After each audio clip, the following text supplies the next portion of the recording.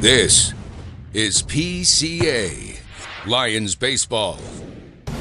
Prestonwood Baseball is brought to you by Freeform Chiropractic, Children's Health, Andrews Institute for Orthopedics and Sports Medicine, Harris Baguette, Cowboys Fit, Fast Signs North Dallas, Sky Ranch, Aquaterra Outdoors.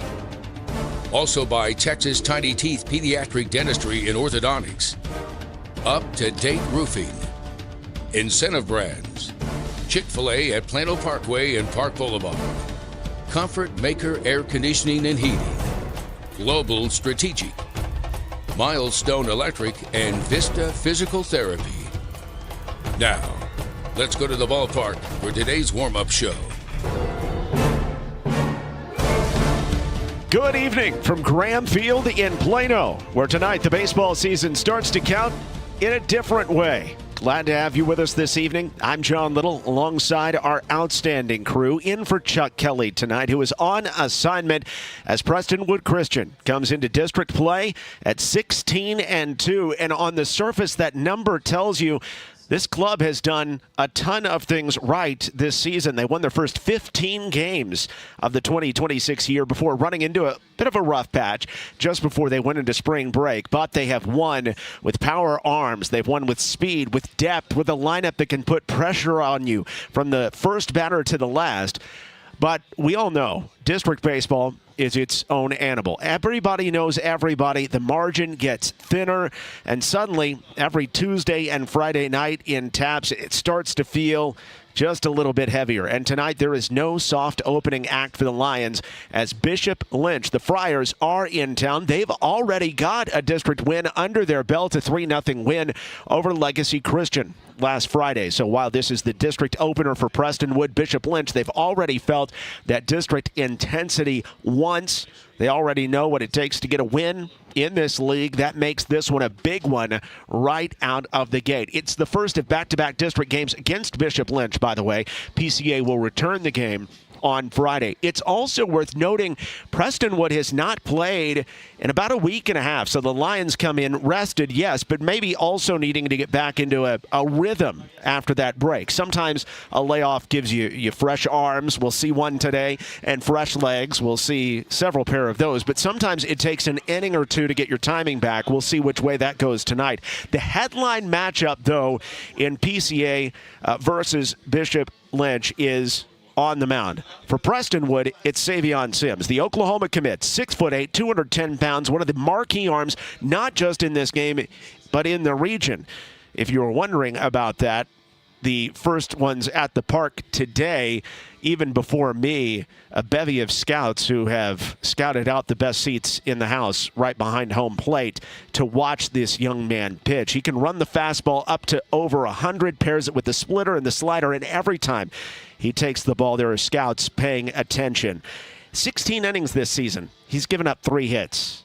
That's ridiculous. Now, Bishop Lynch counters with senior Julian Alcala, the transfer from Irving. Coach Justin McFadden says he throws 3 pitches really well: the fastball, the curveball, the change. McFadden describes him as an efficiency guy, but he's their number one, and that fits what Bishop Lynch wants to be. They want to be strong on the mound. They want to be solid defensively, efficient offensively. They were just that last Friday in that 3-0 shutout of Legacy Christian. That's when sophomore Parks Belknap twirled a complete game 3-hit shutout, only walked 2. So that sets it up. Prestonwood 16-2, but opening district after a week and a half layoff. Bishop Lynch already 1-0 in district action after taking down Legacy Christian 3-0. Right in the middle of it all, a matchup of aces. It feels big because it is big. And in a moment, we'll let you hear from Prestonwood pitching coach Griffin Bailey, who talks with us about this Lions staff, the challenge of district play, and what he'll be watching for tonight here against Bishop Lynch. You're watching PCA Lions Baseball from Metro Sports Communications. Is pain, stiffness, or discomfort keeping you from feeling your best? Hi, I'm Dr. Colby Keene with Freeform Chiropractic, where we help you move free, feel free, and live free. If pain or stiffness is holding you back, it's time to take control. Visit Freeform Chiropractic for a consultation. Let's create your game plan to move, feel, and live free. At Paris Baguette, our expertly crafted cakes, decadent pastries and breads, and freshly brewed coffees are always served with a smile. To find your neighborhood bakery cafe, visit parisbaguette.com.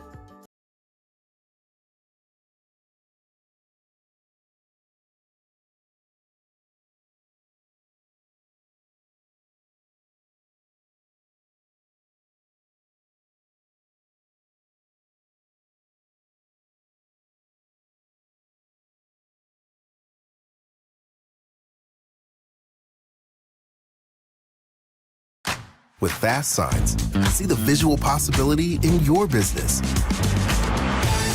See it in lights and flags, on a van, in metal, on the floor, in color.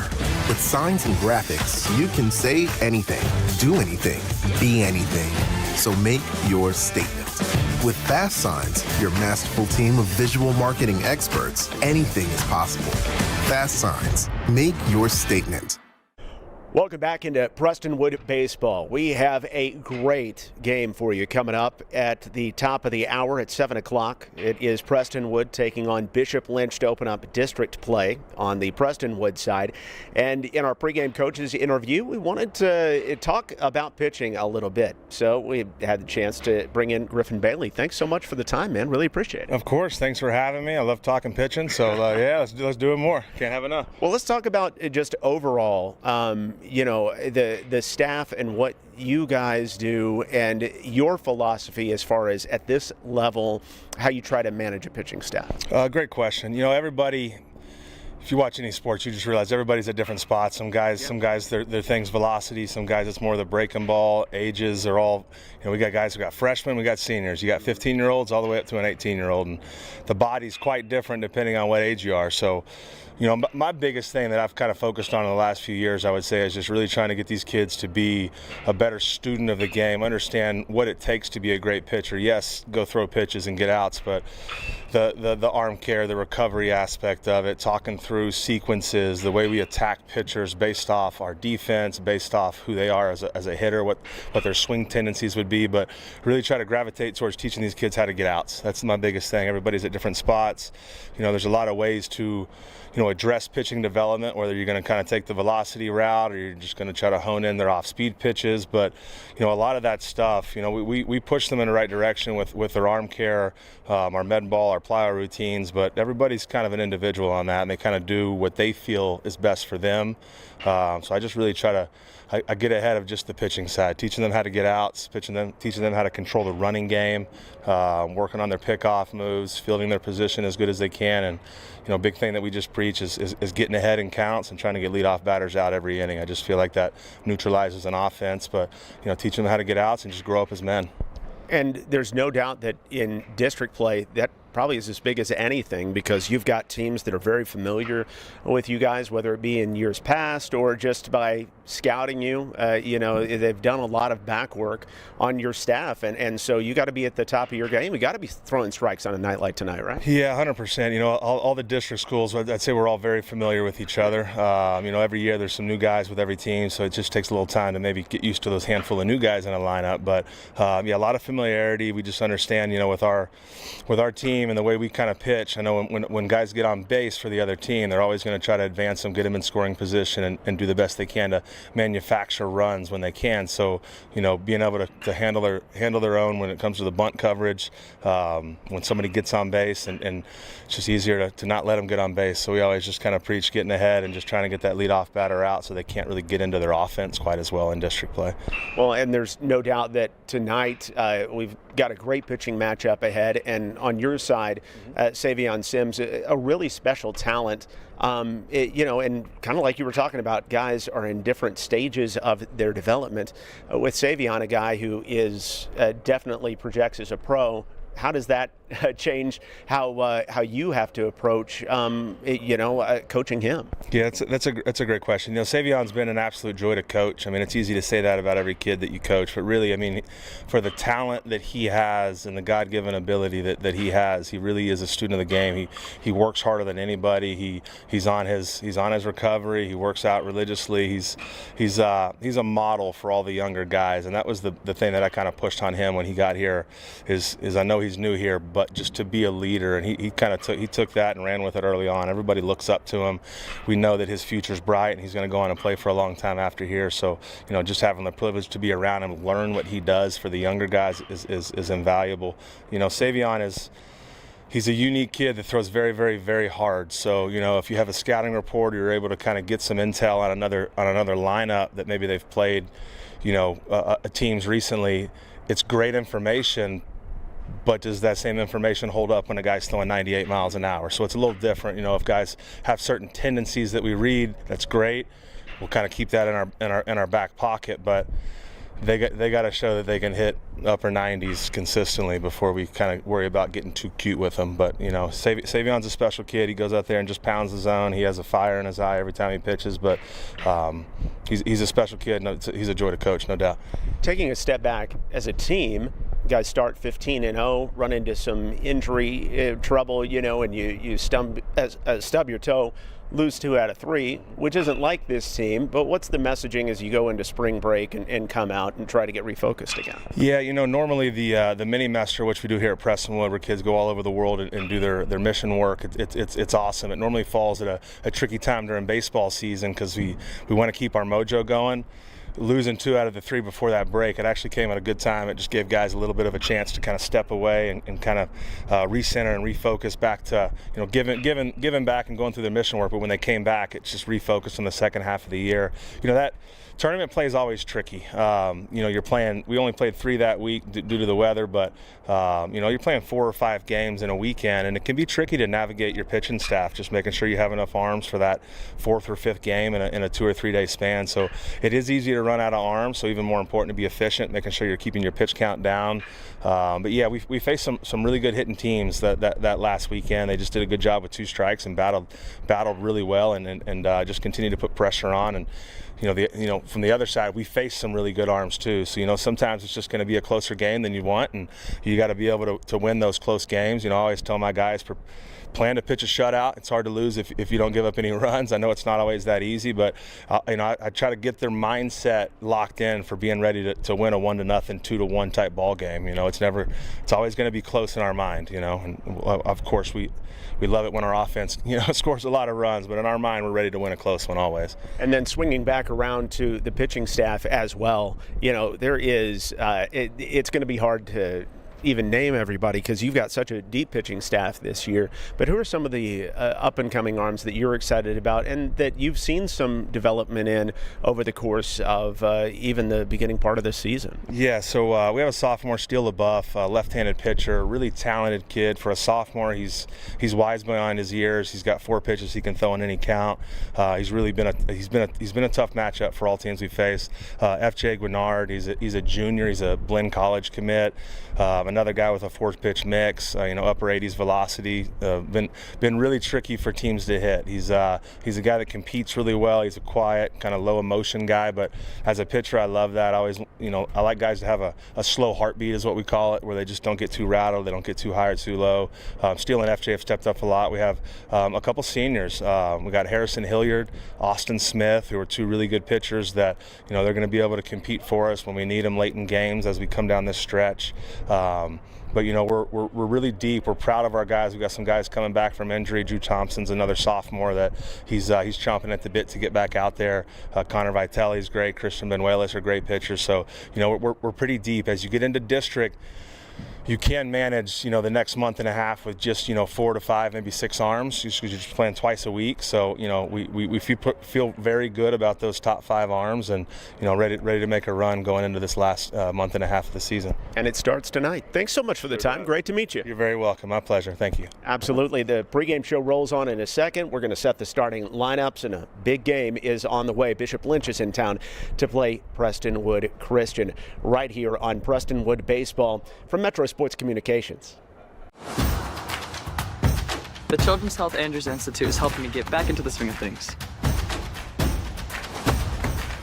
They're getting me back to reaching new heights. Back to sticking the landing. Back to setting goals and scoring them. Back to more than a game. As experts in everything from orthopedics to performance training, we specialize in getting DFW athletes back to doing what they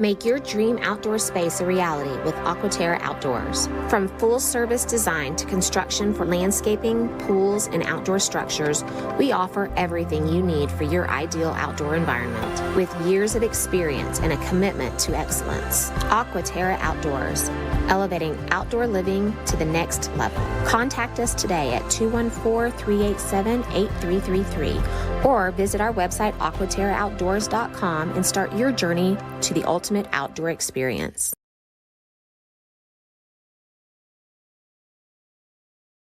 Here at Graham Field in Plano. District play opens tonight for Prestonwood Christian, and Bishop Lynch already has a district win in hand. The Lions opening league play at 16-2.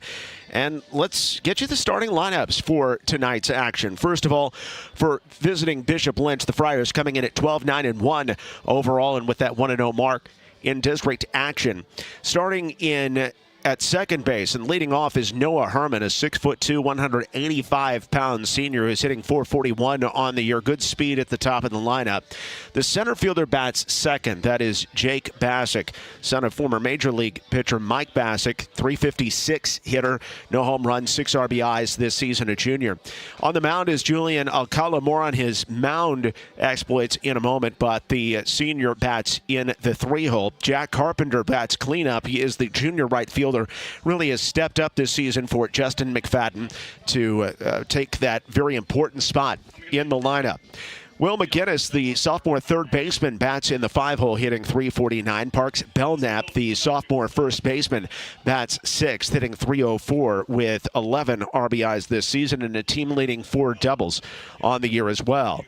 Hayes Bonds bats seventh, the junior left fielder, hitting .317. Cam Carpio, the junior catcher, batting in the 8-hole, and Bennett Schroeder, the sophomore shortstop, bats ninth. So again, for Bishop Lynch, it's Herman, Bassick, Alcala, Carpenter, McGinnis, Belknap, Bonds, Carpio, Schroeder.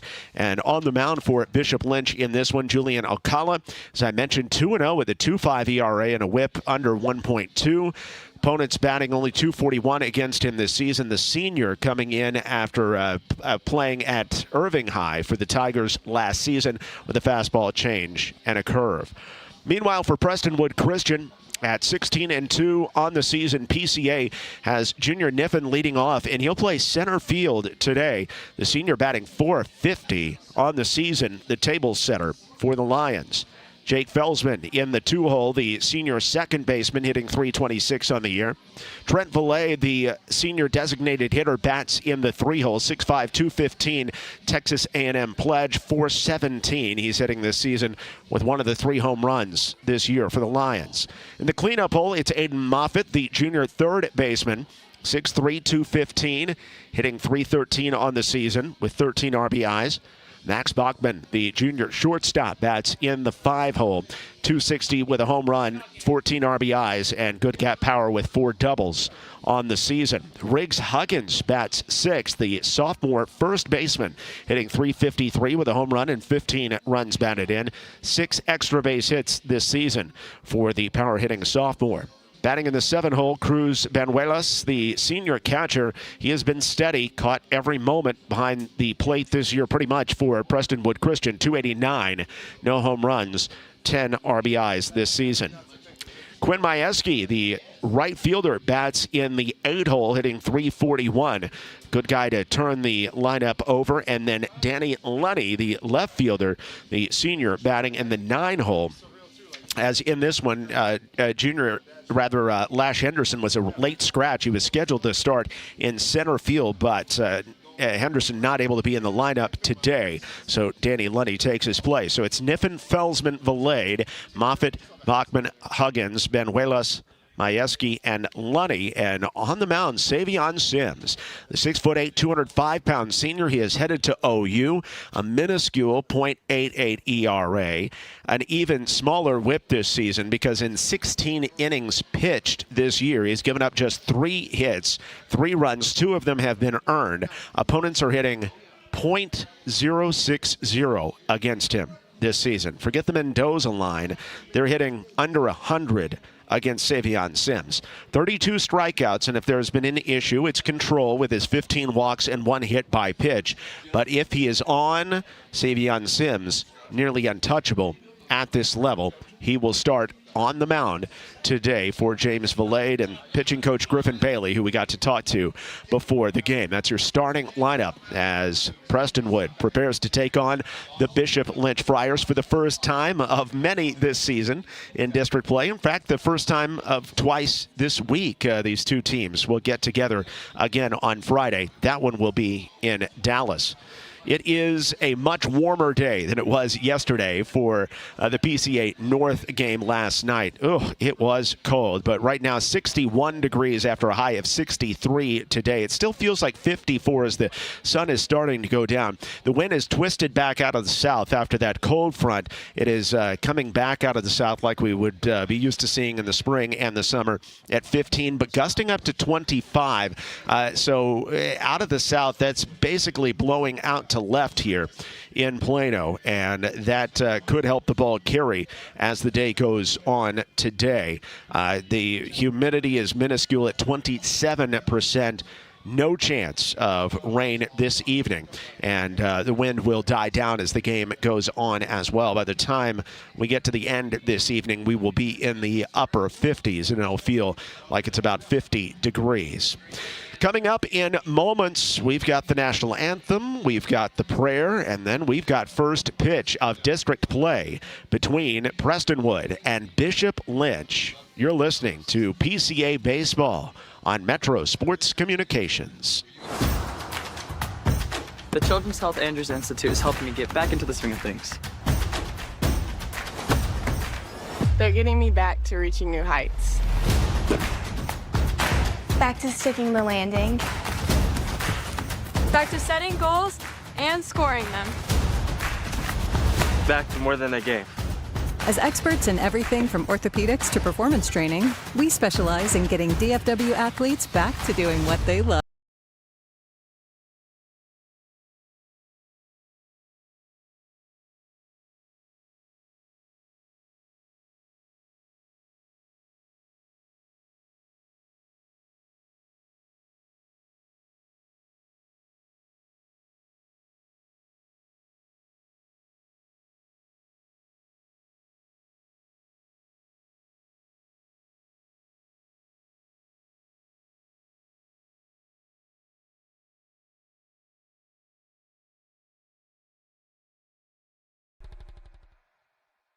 Make your dream outdoor space a reality with Aquaterra Outdoors. From full-service design to construction for landscaping, pools, and outdoor structures, we offer everything you need for your ideal outdoor environment. With years of experience and a commitment to excellence, Aquaterra Outdoors, elevating outdoor living to the next level. Contact us today at 214-387-8333 or visit our website aquaterraoutdoors.com and start your journey to the ultimate outdoor experience.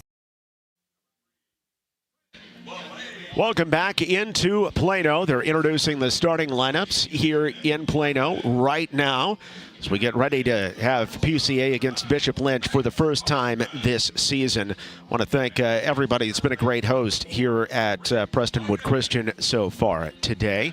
And all of our great crew that is bringing this broadcast to you. It takes a cast of thousands, or at least 5, to bring this broadcast to you. And we are honored to be able to do so. Some high-level baseball here in Plano today.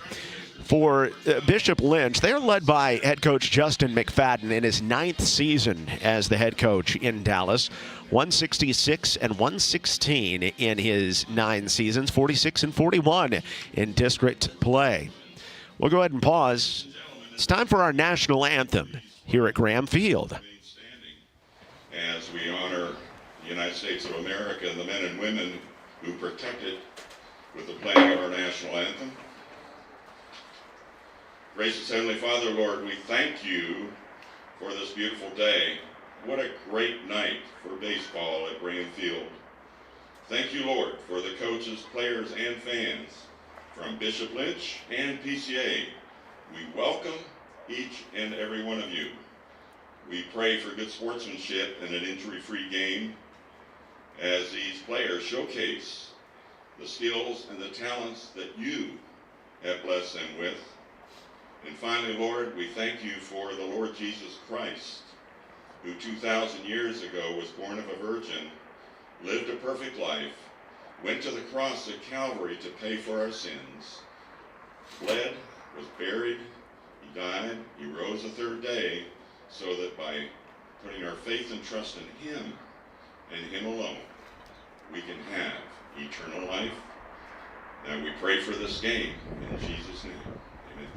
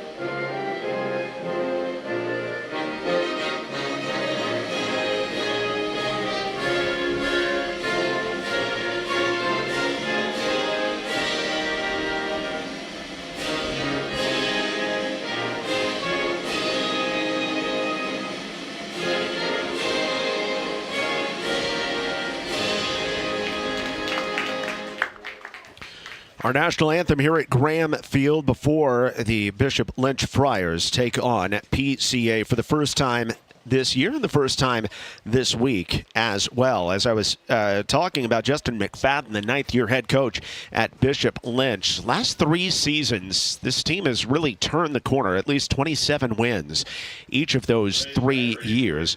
29 wins in 2023 and 2024, and another 27 last year. They've been area champions 4 of the last 5 years at Bishop Lynch. So as the Friars get ready to come to the plate in the top half of the first inning, and let's set the defense behind Savion Sims. Riggs Huggins is at first base. Jake Felsman at second. Max Bachman is at short, and Aiden Moffitt at third.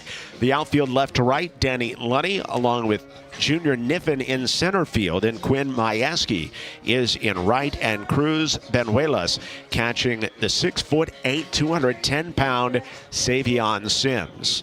Now Sims, with that perfect record this season and the .88 ERA, has a fastball that has a capability of touching 100 miles an hour, plus a powerful slider and a split finger fastball as well, a sinker that is devastating too. And he is part of the reason that this Prestonwood team has a team ERA of 2.22 over the course of this season. But then another reason they're a winning team at 16-2, the defense behind them, fielding at .978 coming into the matchup. For Bishop Lynch, Noah Herman leads off. The senior second baseman, 6'2", 185-pounder, is a guy that really carries the standard for Bishop Lynch. Justin McFadden is also founder and director of the Dallas Bandits, and Noah Herman has been a player for the Bandits year after year. And the .441 hitter takes a first pitch fastball on the inside corner for strike number 1. Herman hitting .441 with 3 doubles on the season and 9 runs batted in. Sims ahead in the count, 0-2 after the foul back to the screen. Jake Bassick will be up next, followed by Julian Alcala in the hole for the Bishop Lynch Friars, coming in at 12-9-1 after their 3-0 victory in game number 1 against Legacy Christian, game number 1 of the district schedule.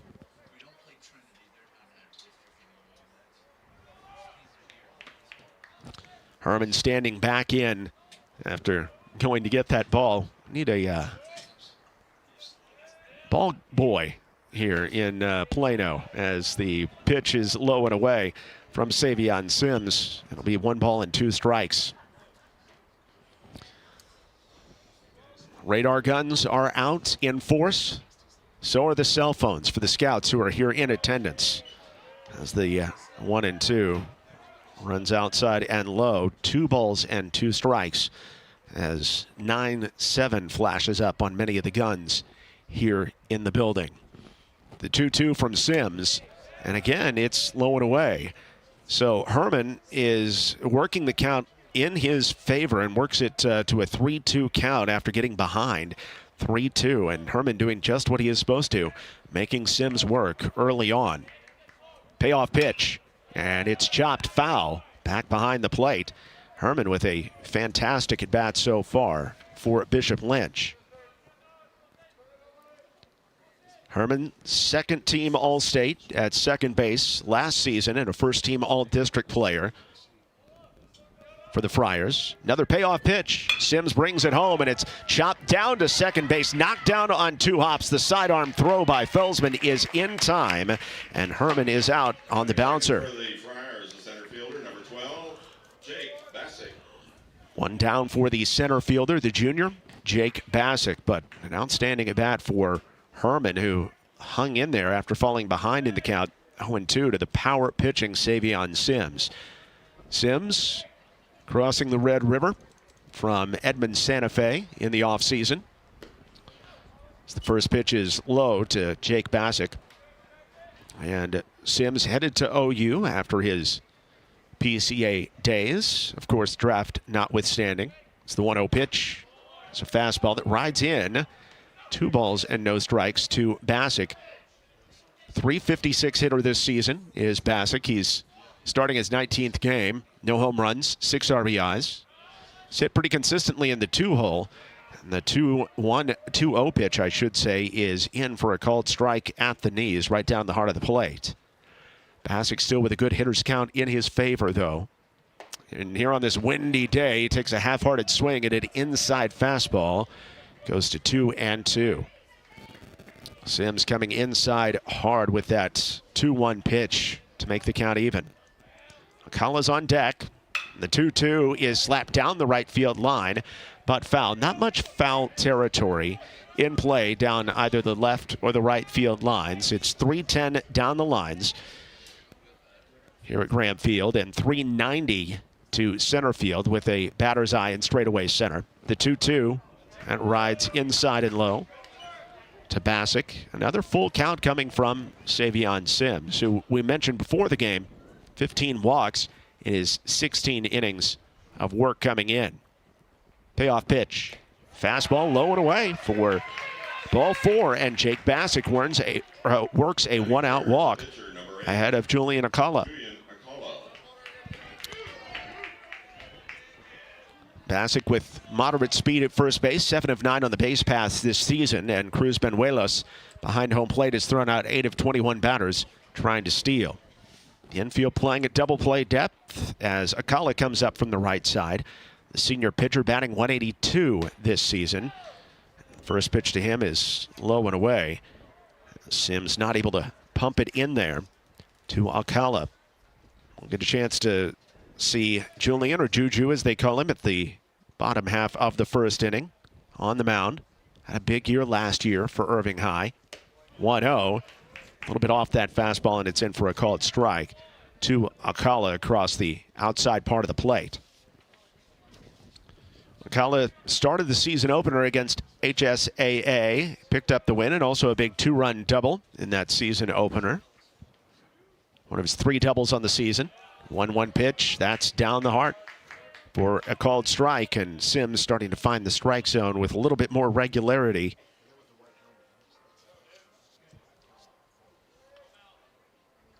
Bassick running at first base with 1 out. And the 1-2.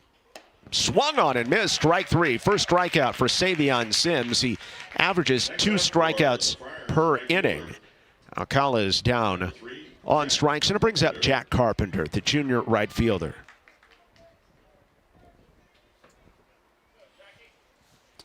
Carpenter playing in his 20th game this season for Bishop Lynch, a .367 hitter.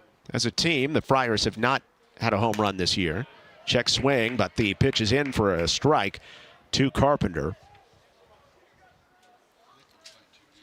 Carpenter, honorable mention All-District as a sophomore last year. Like to make that a first or a second team mark this year. That pitch is way inside against Carpenter, but he offers at it anyway and fouls it off the fist. It's 0-2. Carpenter's really stepped up as a big bat this season for Justin McFadden. Trying to continue the inning. Here's the 0-2. Fouled off and over the football stands. Most likely back onto the track in the field there. It will be 0-2 to Jack Carpenter with Will McGinnis on deck for the Friars. Top of the first inning. First district game of the season for Prestonwood and for Bishop Lynch. Their second district affair. Another 0-2 from Sims. Runner on the move, and it is foul tapped at the plate by Carpenter. It'll stay no balls and 2 strikes. Bassick still running at first base after forcing the 1-out walk on a 3-2 count.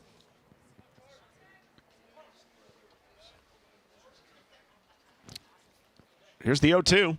Waved at and missed, and fouled into the ground for strike 3, or rather dropped at home plate by Benuelos, I should say, and he puts the tag on to end the inning.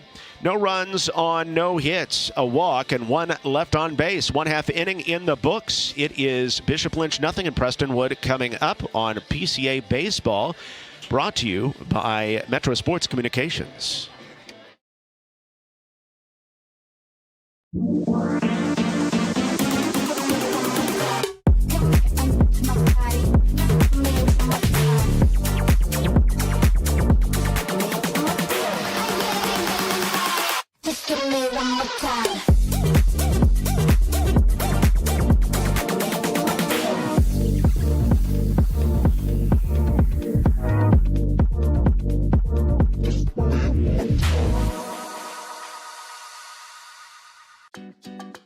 At Paris Baguette, our expertly crafted cakes, decadent pastries and breads, and freshly brewed coffees are always served with a smile.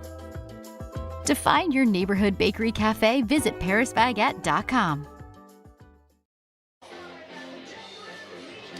Good to have you with us at Graham Field, right on the border of Carrollton and Plano.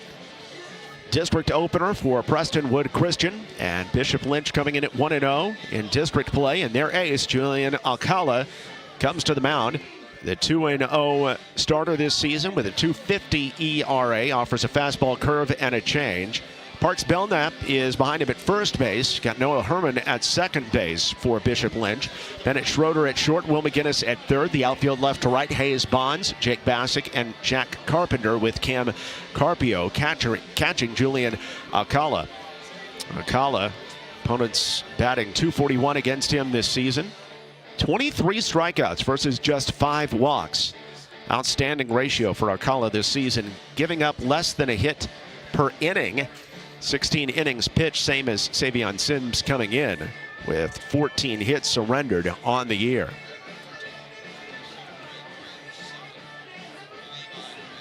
.60-degree evening as Prestonwood, after their long road trip and tournament play, finally back at home for the first time this month, and Junior Niffen will try to get it started. 6 foot, 165-pound senior, center fielder. He's done a great job in the leadoff spot this season. Batting .450 on the year for James Valade. An everyday starter at the center field spot. No home runs, 9 RBI, 3 doubles, stolen 13 bases, and then he's walked 14 times as well for an on-base percentage that's skied well over 50%. The first pitch is way inside, and it hits Junior Niffen In watching Julian Alcala go through his warm-up pitches, it seemed like he was struggling with command. And so the hit by pitch means a great start for Junior Niffen and Prestonwood Christian here on the bottom of the first inning, setting the table for Jake Felsman and the rest of the Lions. Felsman, .326 hitter this season, no home runs, 12 runs batted in. Third baseman McGinnis playing in at the corner, infield at double play depth, with Niffen being held on at first base, and the pitch is up high. Fastball from Alcala for ball number 1. Felsman getting another start at second base, part of 3 seniors right at the top of this order, and 5 seniors are in the starting lineup in the field today for Prestonwood Christian, 6 if you count Sims. Meanwhile, Bishop Lynch is a younger team. They've got a smaller senior class this season under Justin McFadden.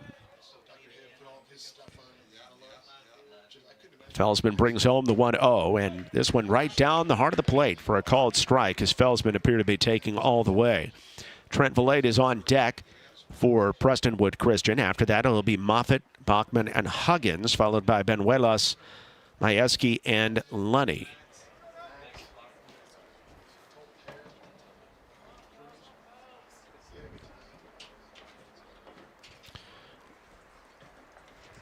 Alcala with a long hold, comes way inside, and it's 2-1 to Jake Felsman. Alcala, they call him Juju, one of their top 3 arms, could ultimately be their ace at the end of the year. Of course, Parks Belknap and Jake Bassick may have something to say about that as the season rolls on.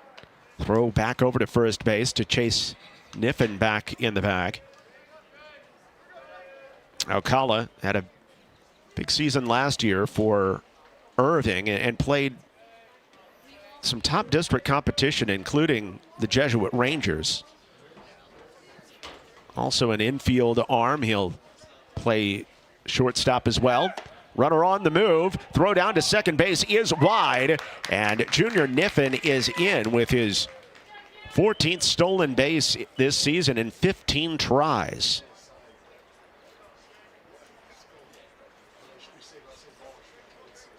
So Niffen in scoring position. Pitch just missed at home plate. A 3-1 count to Jake Felsman. First base open, and Trent Valade due up next. Before the 3-1, a meeting at the mound between Cam Carpio and Julian Alcala, who is laboring in the early part of this first inning.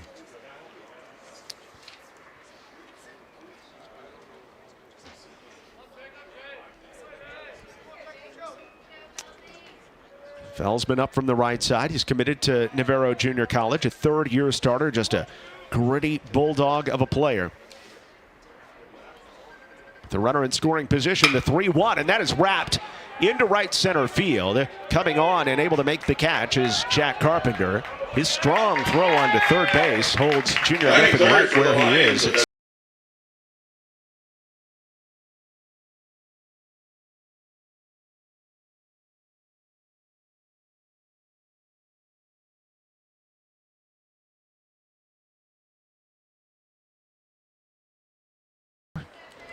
Designated hitter, hitting for the pitcher Sims today. .417 hitter on the season with a home run and 15 RBIs, and he will be intentionally passed with first base open.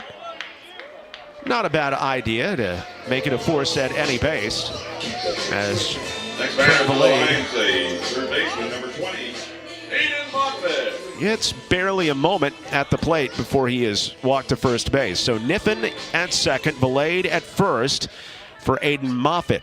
Another left-handed hitting player, the junior. Third baseman, hitting .313 on the year with good power numbers, 6 extra base hits on the season. Wind is blowing across the field from right to left, pretty much straight out to the left field pole. Time called at the plate.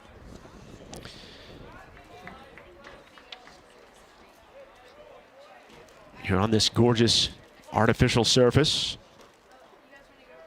walking the field before the game. It's in great shape. Pitch way outside to Moffitt.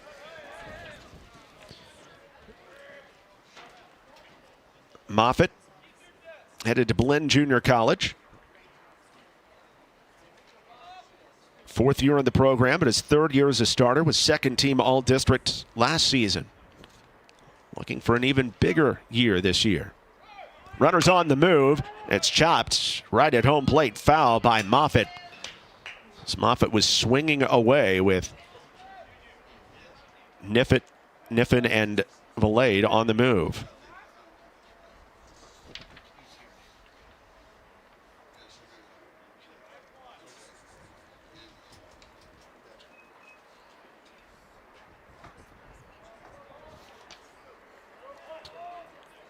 Moffitt with 5 doubles this season, the most on the team. Gave it a big rip on 1-0. For the pitch. Time called.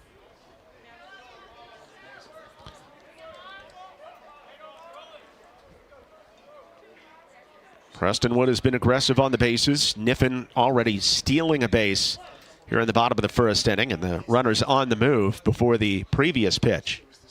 Here's the 1-1. That's chopped first base side. It is foul as it crosses the bag at first base. Backed up there by Parks Belknap. He's playing Moffitt to pull down the line. 1-2. Bachman on deck.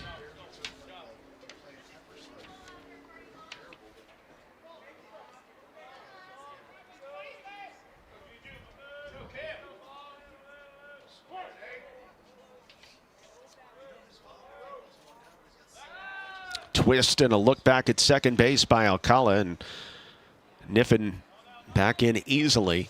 It's the cat and mouse game. It's being played early here in the bottom of the 1st inning, and no score. The initial district game of the year for PCA. Runners on the move again. The 1-2 chopped down to first on one hop. Easy take to the bag by Parks Belknap, but that smash by Moffitt will move the runners. And there are 2 down, but 2 in scoring position for Max Bachman, the junior.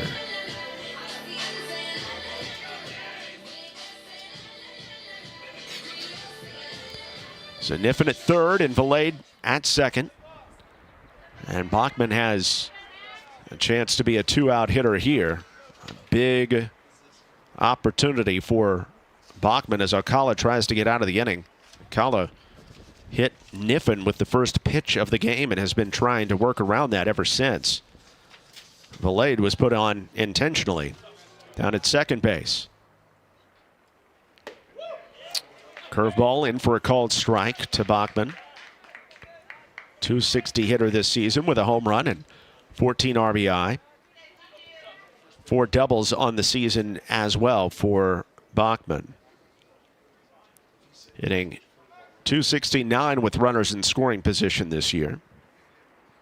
The 0-1 chop to the left of the pitcher, and Alcala picks it up easily.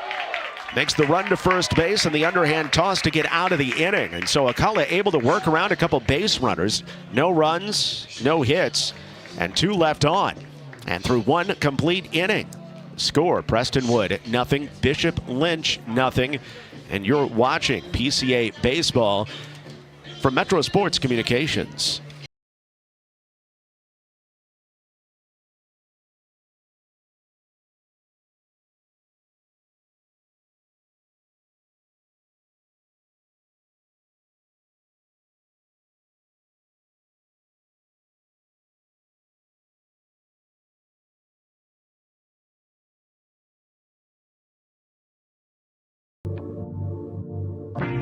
Storm damage?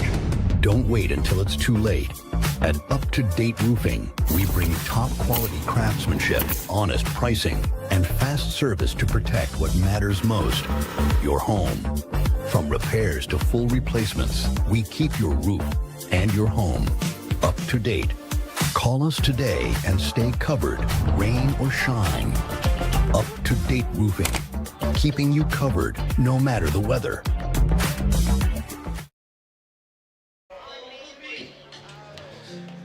Back in Plano, going to the top of the second inning. It is Prestonwood and Bishop Lynch scoreless. Back on the hill, Savion Sims, who worked around a one-out walk in the first inning and struck out 2. He threw 22 pitches in the first inning as Bishop Lynch did a nice job to make the tall righty work. 8 balls, 14 strikes. Sims seemed to get better as the inning went along, as I had the last 7 pitches of the inning being strikes by Savion Sims after he started out a little bit unevenly in the top half of the first inning. Here in the top of the second, Will McGinnis stepping in and for Bishop Lynch.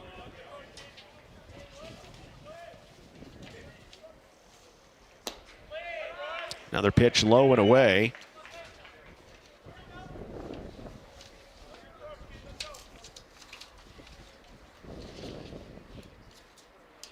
One. That comes in for a called strike to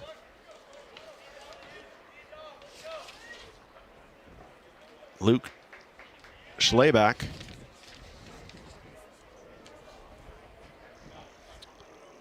1-2 to Schleback, and that's fought off down the first base line. Huggins plays it on 2 hops, and it takes it to the bag unassisted. Next batter for the Friars, the first and that brings up Parks Belknap, the sophomore.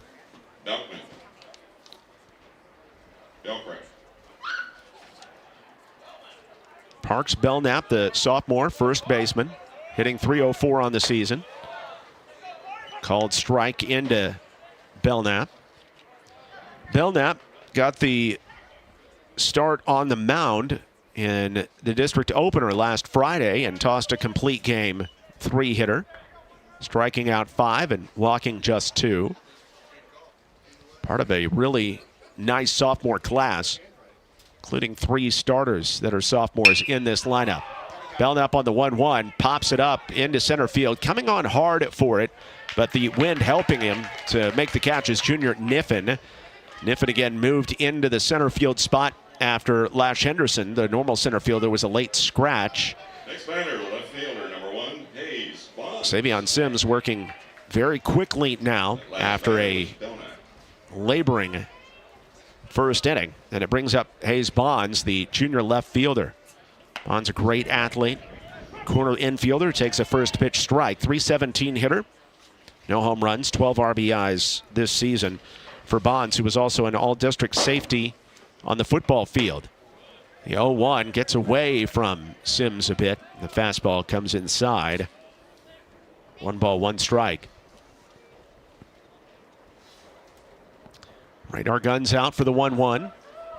And it's in for a called strike. One a little bit taken off at 94 miles an hour. So Sims starting to settle down after a 22-pitch first. The 1-2 working quickly. That's low and away in the turf. 2-2. So Schleback to lead off the inning. Bounced out 3 unassisted. Belknap popped out to short right center. Now Bonds has to step out and try to collect himself as Sims is working in a pretty good groove here in the top of the second inning. 2-2 pitch from number 12. Waved at and missed. Strike 3. Third strikeout of the game, and 1-2-3 go the Friars in the top half of the second inning. 1.5 in the books so far here in Plano. Prestonwood Christian and Bishop Lynch are scoreless. And you're listening to Prestonwood Christian Baseball from Metro Sports Communications.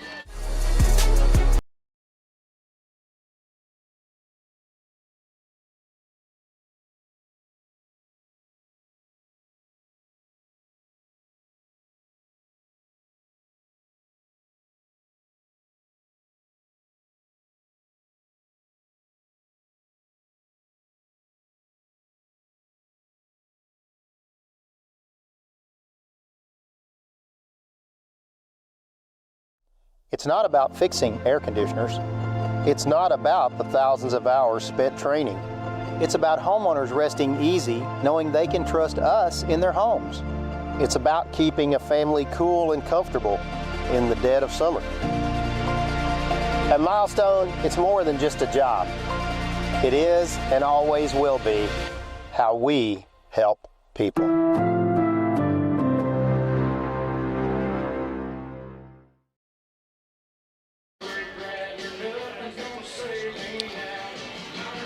Back on a cool night in Plano, but it will warm up as the week goes on. As these teams get together on Friday, it might be near 90 degrees at game time when the two teams get together in Dallas later on this week. Julian Alcala had a rough start to his first inning. He hit the first batter, Julian Niffen, with the first pitch. Got behind Jake Felsman 3-1. Did get him to fly out to center field, or to right field, I should say. Intentionally walked Trent Valade, but then got Aiden Moffitt to bounce out 3 unassisted and forced Max Bachman to bounce back to the pitcher as well.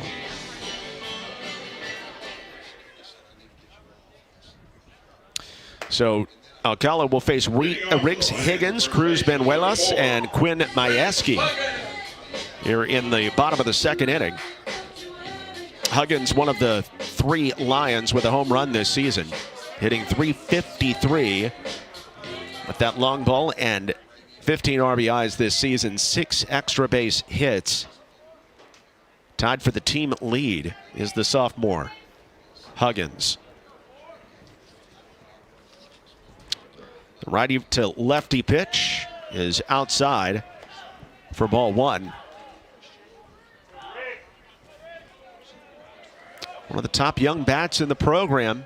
Got some varsity at bats last year as a freshman and was an honorable mention all-district player as a DH. Now this year getting full complement of the action and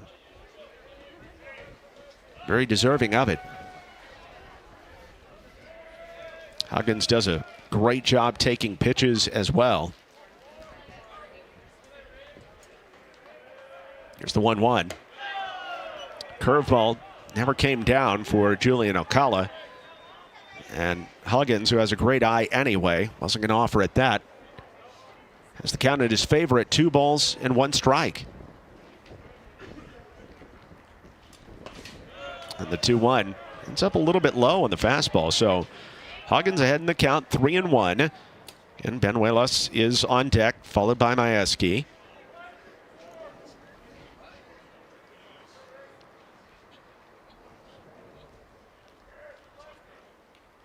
.3-1 pitch inside for ball 4. Next up for the Lions, a catcher, number 8. So the second walk, but the first actually offered by Julian Alcala, and it's only his 6th unintentional walk surrendered this season. He normally has pretty good control. And Benuelas comes up from the right side. The senior .289 hitter this season with 3 doubles. 10 runs batted in. Huggins, by the way, at first, 5 for 5 on stolen bases this season.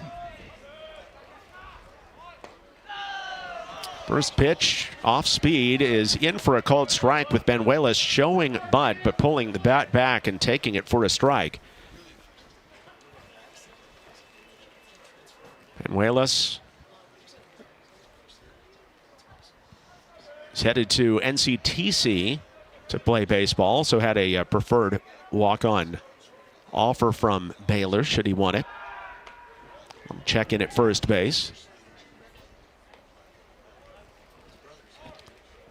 Benuelas, a first-year starter behind the plate for the Lions, waiting his turn behind A.J. DePaulo. The 0-1. No bunt shown this time, and a fastball across the outer half. Alcala with a really nice pitcher's pitch there. Looked like that fastball had some movement coming back in over the outside part of the plate to make it 0-2. Higgins on it first thanks to the leadoff walk here in the bottom of the second inning in a scoreless district affair. The 0-2 is popped up. Right side of the field. Losing his hat, but able to drift toward the line to make the catch. Noah Herman, the second baseman. Huggins back to first base. With one down after the pop-up, Quinn Majewski coming up from the left side.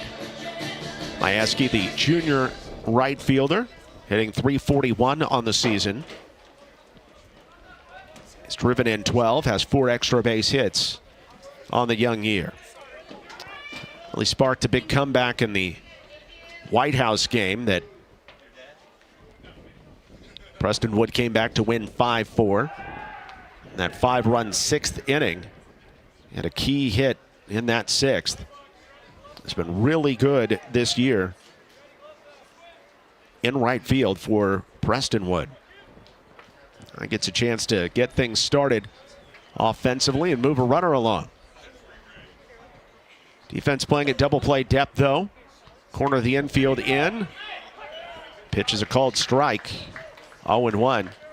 It's Majewski on an off speed from Julian Acala, pending in that curve. And Acala throws all 3 of his pitches for strikes, the fastball, the change, and the curve.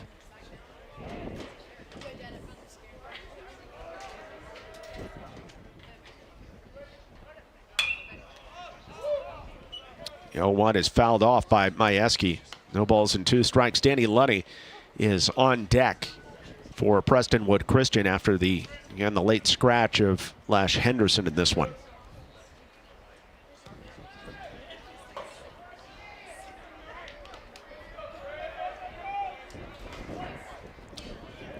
Prestonwood dropping 2 of their last 3 before going into the week and a half plus break. The 0-2 pitch is high. Runner goes with the throw very late down to second base. It's almost as if the catcher, Carpio, did not see that Huggins was on the move.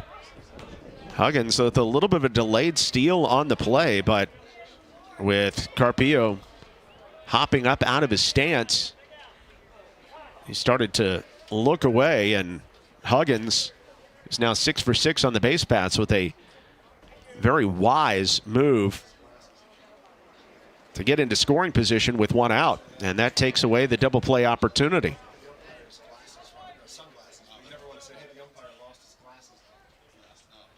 No hits for either side so far. Quinn Majewski trying to change that with a runner in scoring position now in a 1-2 count. Juju Acala checks the runner, and his curveball never comes down. It's 2 balls and 2 strikes to Majewski, the junior.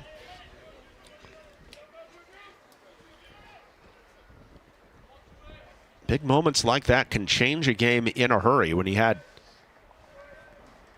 a force out at first or second as a possibility, and all of a sudden you don't with the delayed steal by Huggins.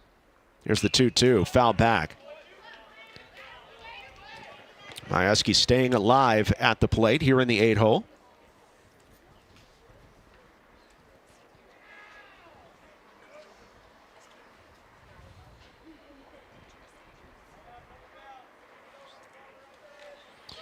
Not a guy that's easy to strike out anyway, so Majewski's going to hang in there. Make you throw something perfect to get him out. Whip around and a look back into second base, and Huggins safely there.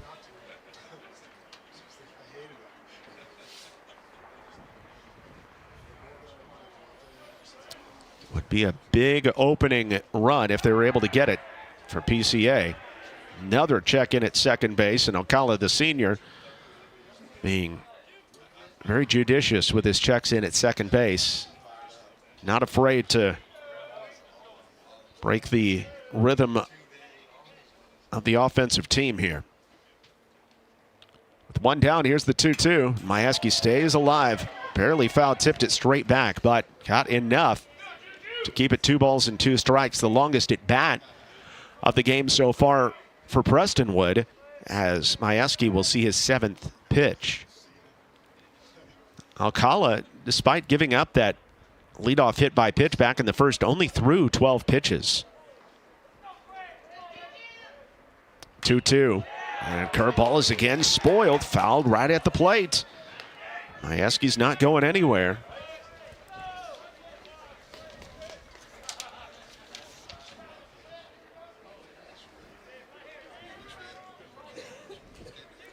Majewski with a 341 average this season, but it goes up to 440 with runners in scoring position. He really locks in these situations. Chops it, first base side, but well foul. And Majewski's going to make the pitcher work. It's going to be the 9th pitch of the at-bat.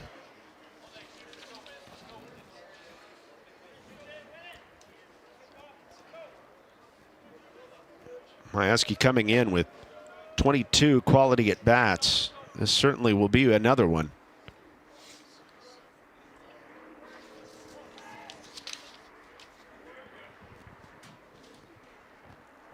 Here's another 2-2, and Majewski takes it low and inside. That is a tough pitch to take.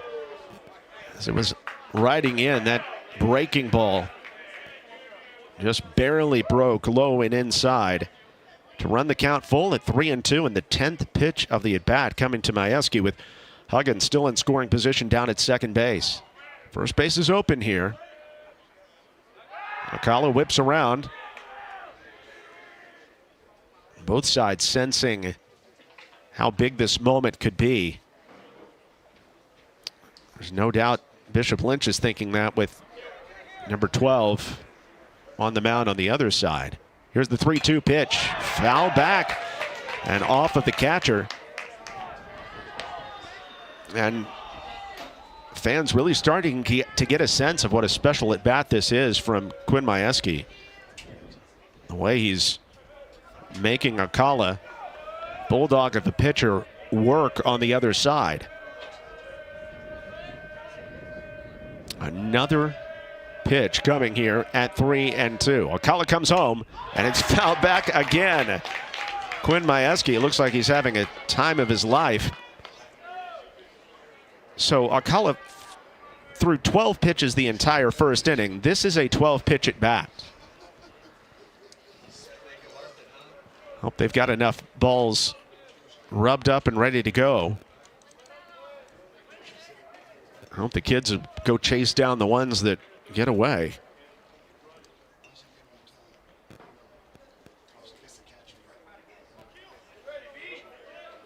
So again, the count is full with one down in the bottom of the second inning. Prestonwood trying to strike first with a runner in scoring position. Another payoff pitch from Alcala. Waved at and missed. Strike 3. And that was a great at bat, but that curveball right underneath the hands from Majewski gets him. And it brings up Danny Lunny. It took 13 pitches to send Majewski down. Alcala doing a great job on the mound, keeping his wits about him on what could have been a frustrating at bat from the pitcher's perspective. And here's Lunny standing in from the right side, the 5'11", 170-pound senior with 2 down, trying to not strand Huggins down at second base. Lunny, a late insertion into the lineup. And Lunny only playing in his 6th game this season, but he's been productive in his at-bats. 2 hits in his 4 at-bats this season. He's scored 3 runs. Of course, gotten some opportunities in courtesy running situations. The first pitch is down low.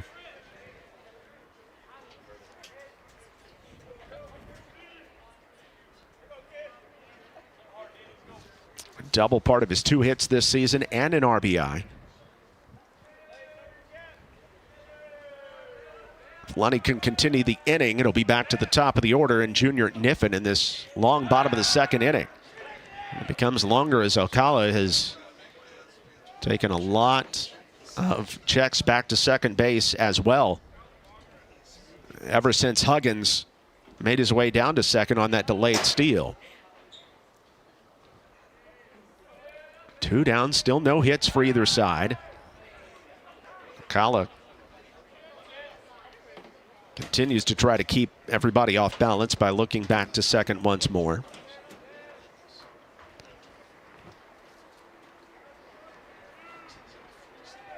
Lunny, a really trusted senior utility piece for this team. Mostly a defensive replacement, but trying to come in on the offensive side, and he gets hit. That one got away from Alcala. Oh, they're going to say it went off the bat and hit the knob of the bat. That is going to draw some ire from the crowd, most certainly. And some question marks as well from James Valade, who comes down to talk about it here. And the umpires would come together and talk about it.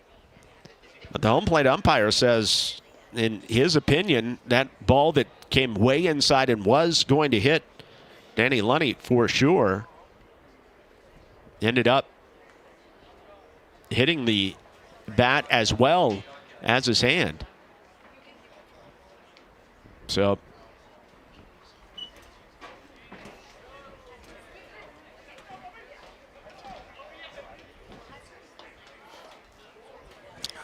they're going to stay with the call on the field after the conference between the two umpires, and it'll be 1-1 instead. Lunny was hoping to work his way on base for Junior Niffen, who hits .450 on the season, but it'll be 1-1 instead to Lunny, who, if he was hit, and he may have been partially hit by that ball, as well as hitting the bat, he's no worse for wear and able to stay in.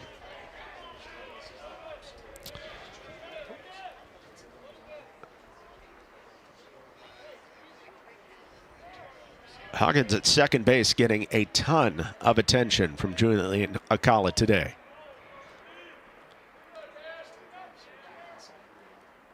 Curveball is fouled back by Lunny. It makes it 1-2.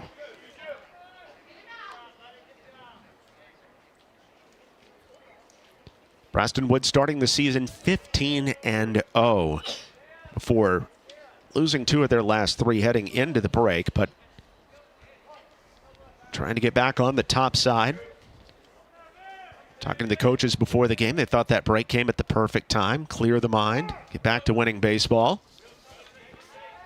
Talked to Griffin Bailey before the game. If you didn't have a chance to hear that conversation or see that conversation, of course, you can always go back. These games are archived on YouTube, and you can see that interview in its entirety right off the top of the broadcast. Spent a good 9 minutes with the pitching coach. A multitude of subjects, including bouncing back after losing 2 of the last 3. 1-2 rolls outside and low to Lunny.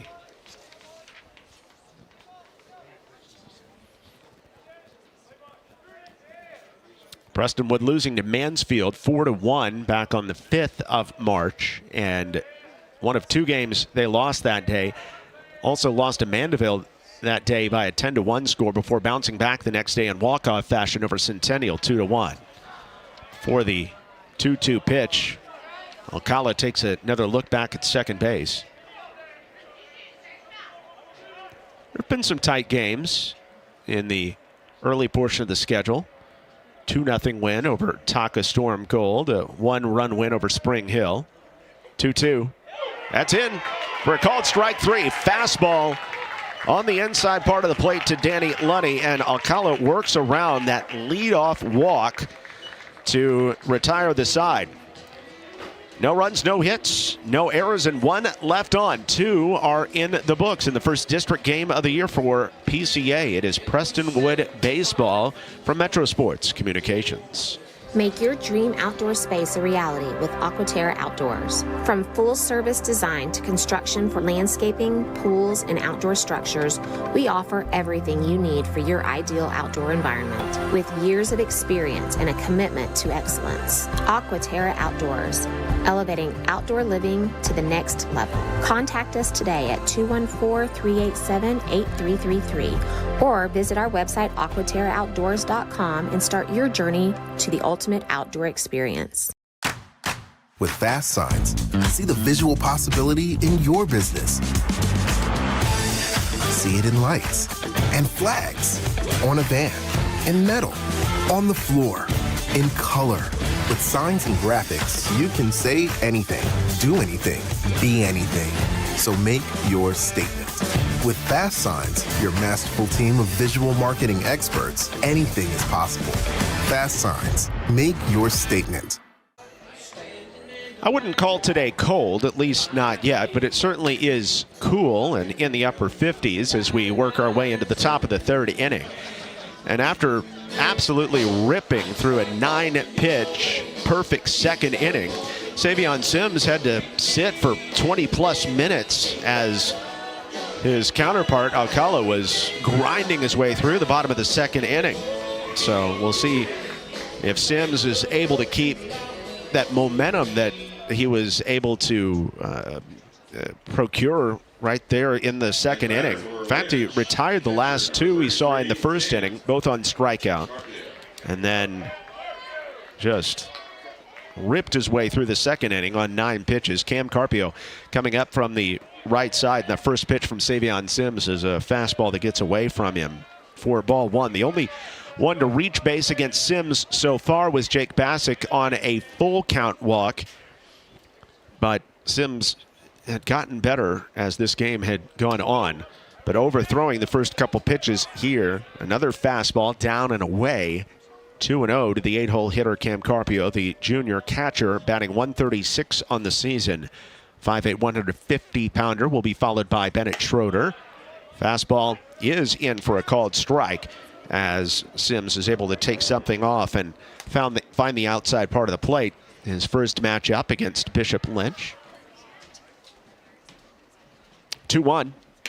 Fastball a little bit lower this time, and once more it is low. Not as low as his first two pitches were, but now it's 3-1 to Carpio, and now that is the benefit of a long inning.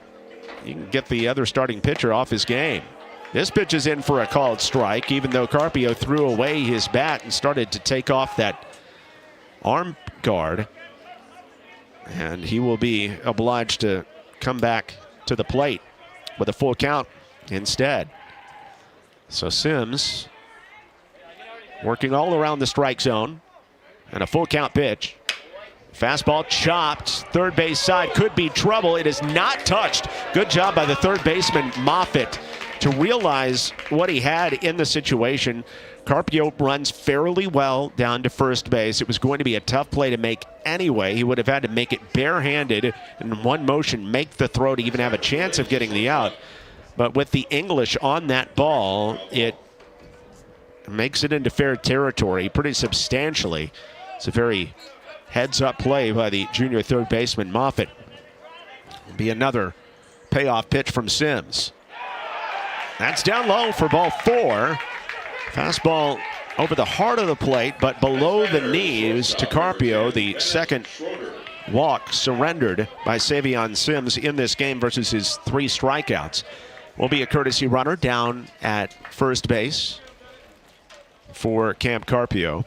And it will be Jake Fitzgerald, wearing number 28 today, running for the catcher.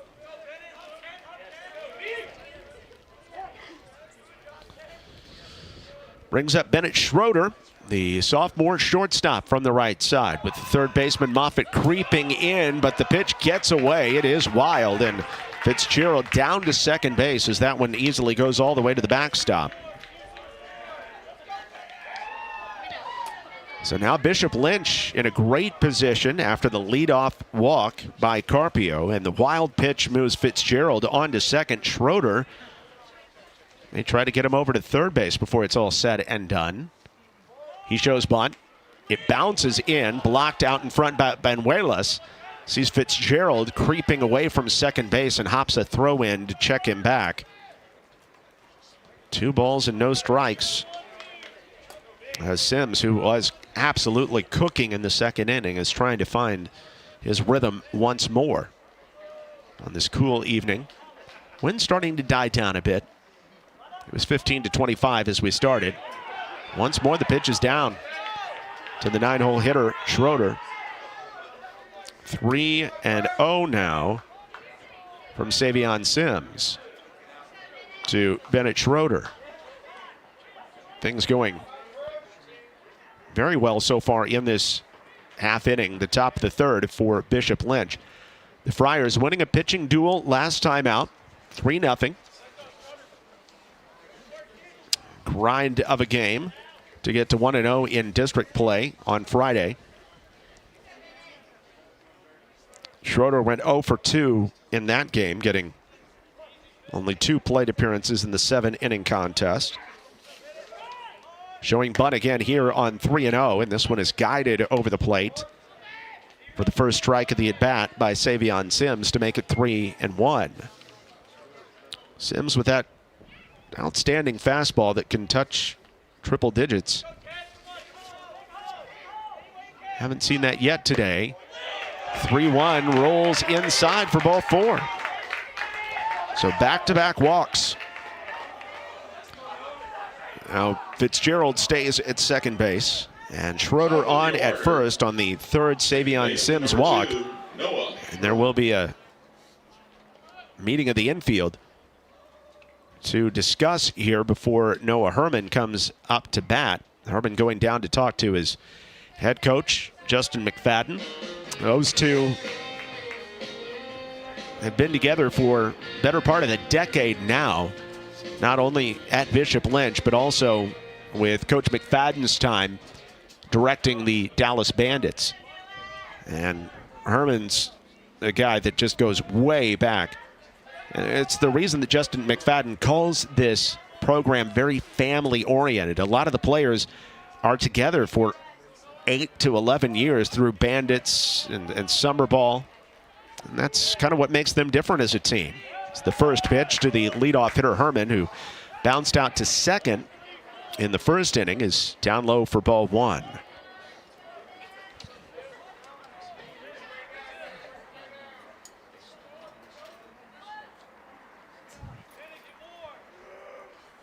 With 2 on and nobody out. That one gets past Cruz Banuelos. That will allow everybody to move up 90 feet as Jake Fitzgerald moves into third base. Bennett Schroeder in at second on another ball that bounces in. Banuelos was there, but ended up deflecting off of his mitt and toward the backstop.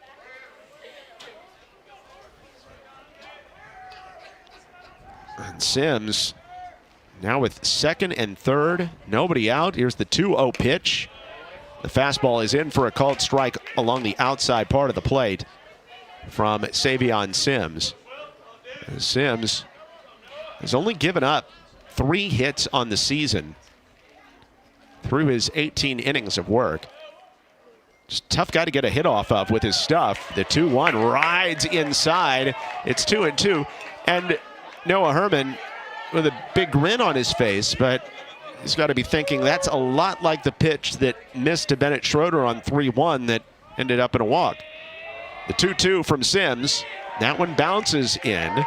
The count is full with first base open. Jake Bassick is on deck. Chance to touch up Savion Sims here in the top of the third inning for Bishop Lynch. The Friars trying to get on the top side. Payoff. Bounces in for ball 4. The bases are loaded, all on walks by Prestonwood ace Savion Sims. And credit Sims for fighting back there for much of that at bat, but in the end it is Noah Herman who gets the better. And the bases are juiced with nobody out for Jake Bassick. Junior center fielder was the first guy to get on base in this game for Bishop Lynch, walking back in the first inning.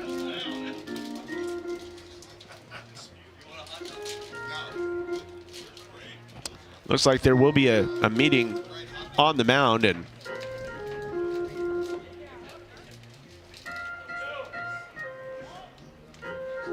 coaching staff waiting to see if they're acknowledged for that mound visit.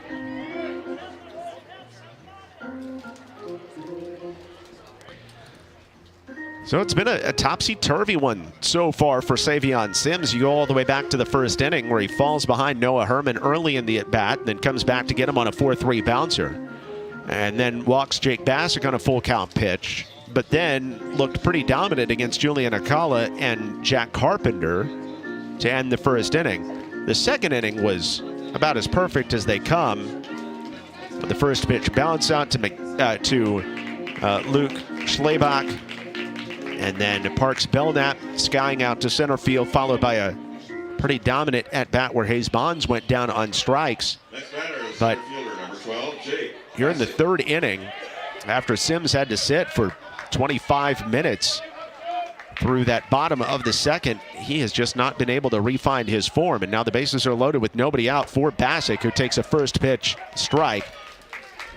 Nice job by Sims to dial one in and throw that first pitch strike so big for the 18-year-old senior from Oklahoma. 0-1 inside. But Sims was making trips to Texas even before he decided to make Prestonwood his home for his final high school season. Training in Mesquite. The 1-1 pitch. It's down low. 2-1 from Sims to Bassick.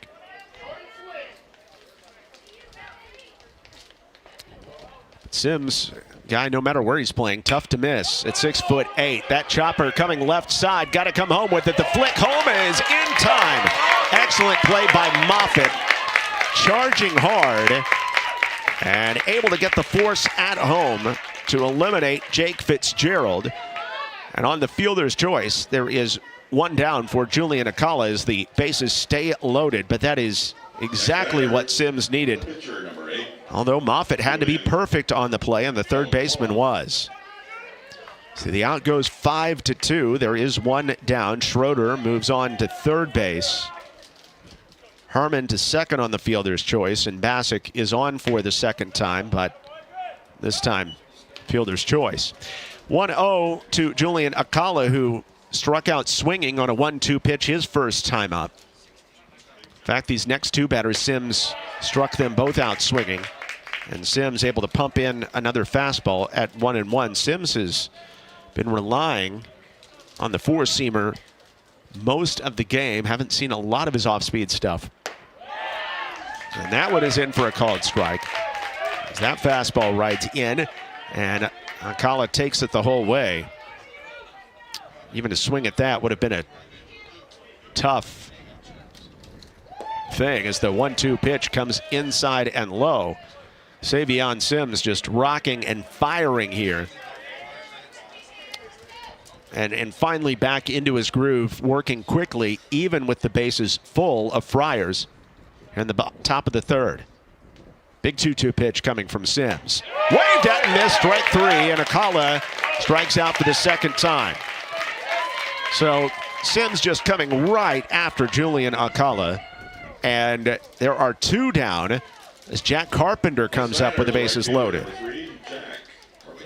Remember, the bases were loaded with nobody out after three straight walks by Sims before Bassick bounced into the fielder's choice. First pitch gets away and up the third base line. It was in the dirt first, so you got to call it a wild pitch, but one that Benuelos would have wanted to have back. However, Bennett Schroeder chugs home from third base, and that puts Bishop Lynch up 1-0 in Plano.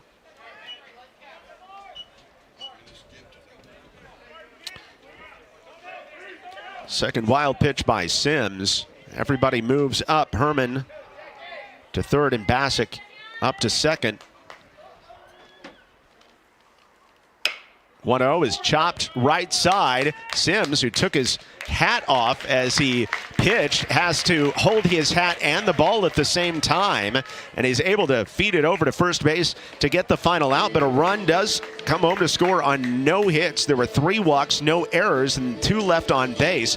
2.5 are in the rearview mirror, and Bishop Lynch strikes first, leading Prestonwood 1-0 from Metro Sports Communications. Is pain, stiffness, or discomfort keeping you from feeling your best? Hi, I'm Dr. Colby King with Freeform Chiropractic, where we help you move free, feel free, and live free. If pain or stiffness is holding you back, it's time to take control. Visit Freeform Chiropractic for a consultation. Let's create your game plan to move, feel, and live free.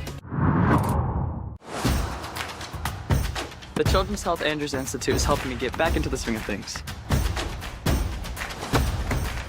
They're getting me back to reaching new heights. Back to sticking the landing. Back to setting goals and scoring them. back to more than a game. As experts in everything from orthopedics to performance training, we specialize in getting DFW athletes back to doing what they love.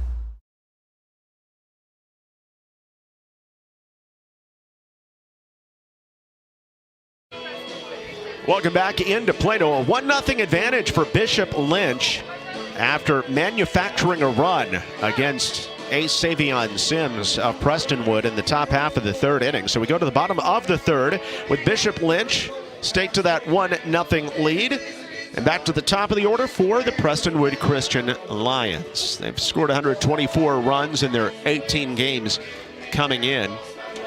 And Junior Niffen, a big part of that as the table setter. He was hit by a pitch on the first pitch he saw today. Stole second base, but then was stranded at third as Max Bachman bounced out 1-3 to end the first inning. Niffen hitting .450 this season and getting on base with no problem all year.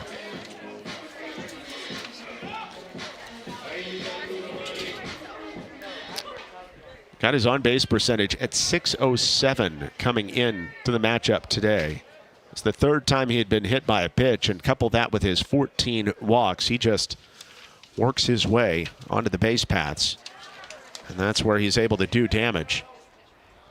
Niffen scored 14 runs this season. That's tied for the second most on the team behind Aiden Moffitt. First pitch of the third inning from Julian Alcala is in for a called strike. Alcala, after throwing just 12 pitches in the first inning, and kind of that 12-13 mark shows that you're being really economical. He went 25 pitches in a long second inning. Curveball, and that spot's in for a called strike. 0-2 to Niffen. 9 balls, 16 strikes for Alcala for a total of 37 pitches through the first two. This will be his 30th pitch of the evening. An 0-2 offering to Niffen, but he overthrows a fastball away and low, wasting one. 1-2. Jake Felsman on deck. Trent Valade after him.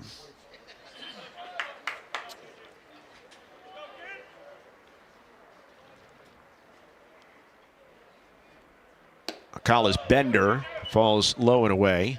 Again, it'll be 2 balls and 2 strikes. For Prestonwood, through their first 15 games of the season, they'd really lit up the scoreboard with 120 runs, but only 4 runs in their last 3 games. It's the 2-2 curveball. That stays just a little bit low. That looked like a pretty good pitch from Julian Alcala, but he did not get the benefit of the call. The count runs full at 3-2. So the Lions very capable offensively, trying to get back to getting base runners on, scoring runs. Niffen fouls away the payoff pitch. Do it again at 3-2.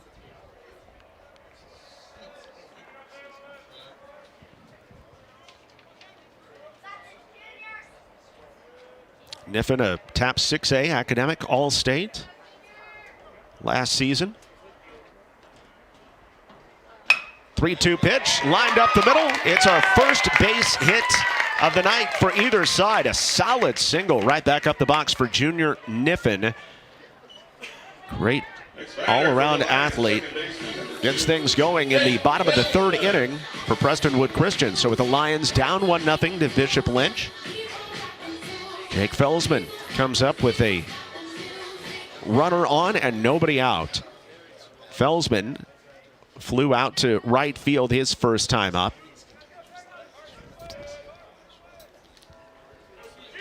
Again, as we go through a cool night.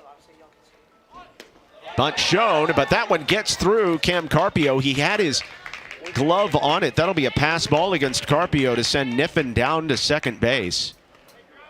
Maybe a little bit distracted by Felsman showing bunt.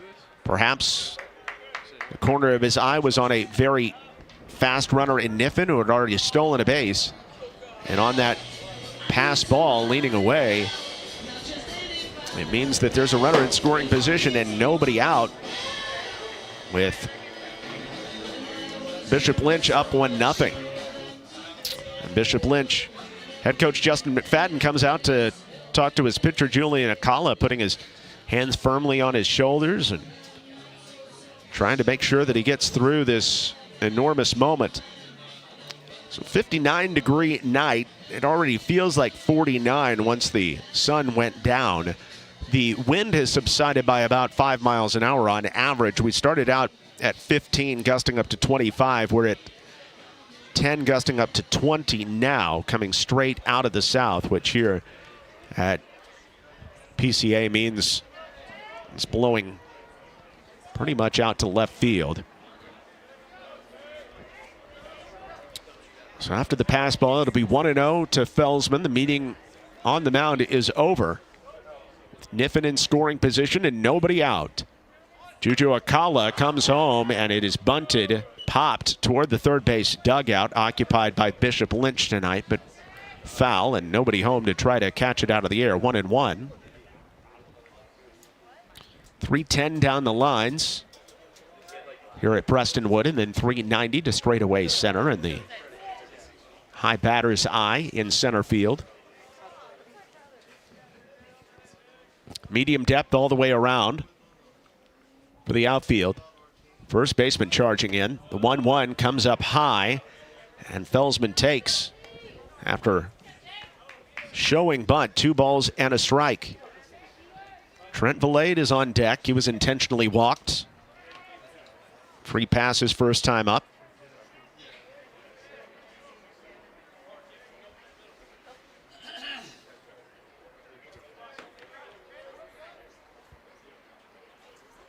Two-one. And that again gets away from Carpio. This one a little bit lower for a wild pitch, and Niffen moves down to third base. But it's 3-1 now to Felsman. And Niffen all the way down to third.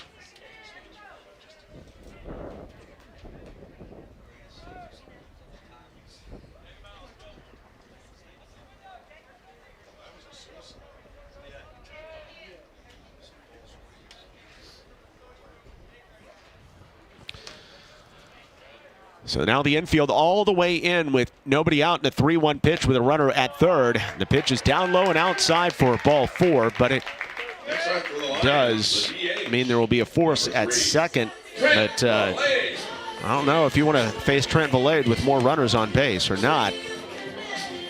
Acala certainly trying to throw a strike, but not able to hit it. So that's the second walk issued. You know, the third overall, but the second actually tossed by Julian Acala. The first walk was intentional to Trent Valade back in the first inning, and Valade stands in from the left side now with runners at the corners and nobody out. Prestonwood trying to turn this game around. Niffen at third, Felsman at first. On this cool night, and after a long look in, time is called.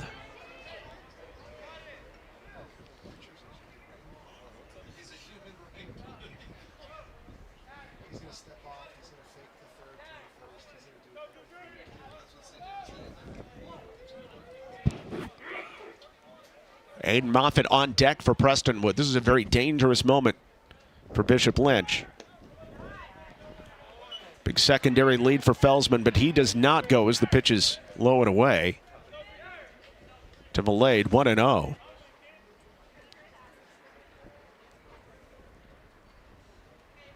So Acala really moved his way through the first inning, but labored through the second, facing only 4 batters, but taking 25 minutes to do so. Now with the 1-0 pitch, waved at and missed. Valade with a big league cut, but coming up empty. It's 1-1. As Acala pulled the string on the off-speed pitch, and Valade was out in front of it and over the top. Valade capable of turning this game around with a swing. Outfield playing him to pull.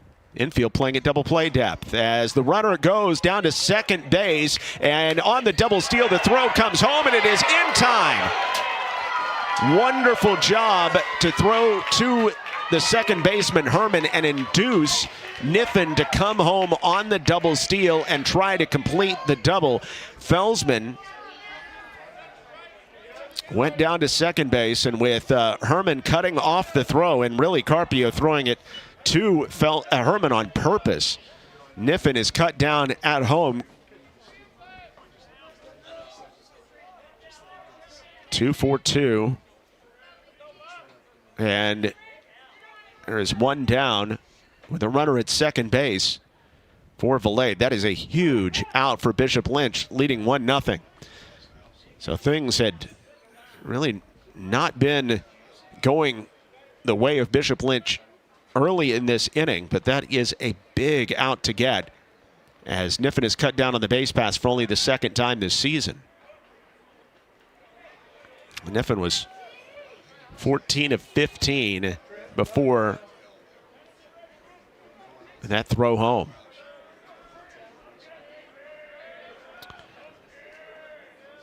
So it's 1-2 to Valade.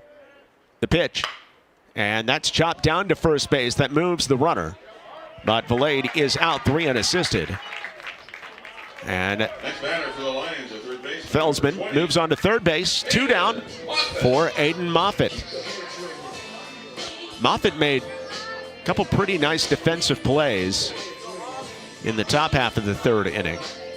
One of them choosing not to touch a chopper down the line. The next time, when the ball came to him with the bases loaded and nobody out, he was able to make the flip home with 2 hands to limit the damage as Moffitt takes the first pitch strike across the outer part of the plate from Julian Acala.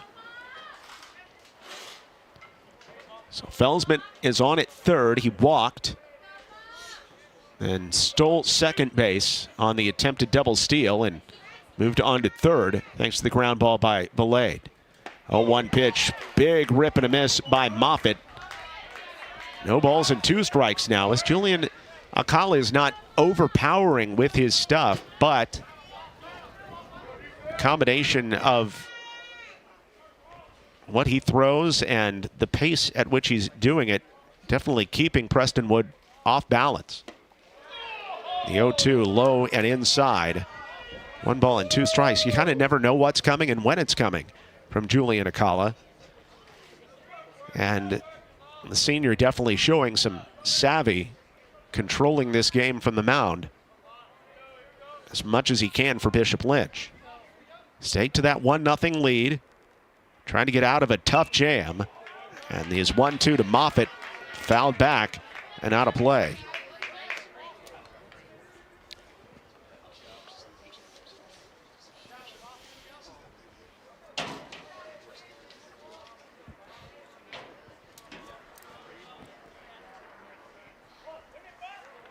Prestonwood had runners at the corners and nobody out. Now it's 1-2 with a runner at third and 2 down. And this pitch is swung on and mashed deep down the left field line. It's a short corner down there and it is off the wall. Coming home to score is Felsman. And Moffitt going the other way for an RBI double, ties the game up at 1. Prestonwood Christian on the board. Next batter for the Lions, the shortstop, number 9, Max Bachman. So it's the 14th RBI of the year for Aiden Moffitt. A big 2-out hit going the other way and using the wind to his advantage, fading it away from Hayes Bonds out in left. Of course, easily scoring Jake Felsman to make it 1-1. And then Moffitt able to bang it off the wall for the RBI double, his 6th double of the season. And there is a courtesy runner coming in at second base for Aiden Moffitt. It'll be Vance Hernandez, the 6'2", 180-pound sophomore, to run at second base.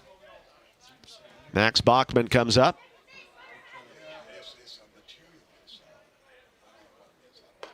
Way inside to Bachman. Acala has hit one batter in this game and nearly hit another. Bachman bounced out to the pitcher to end the first inning.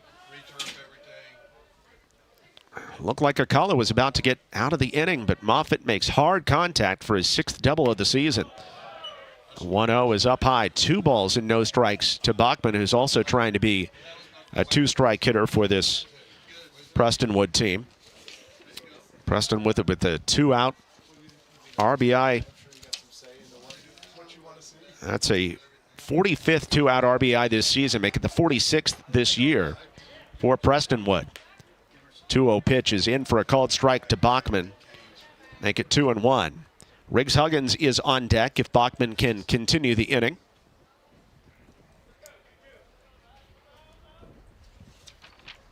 Righty-righty matchup here.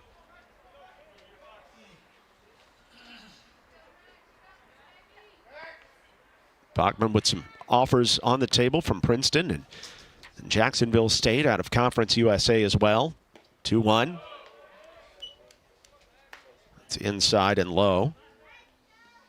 3 balls and a strike to Bachman with first base open.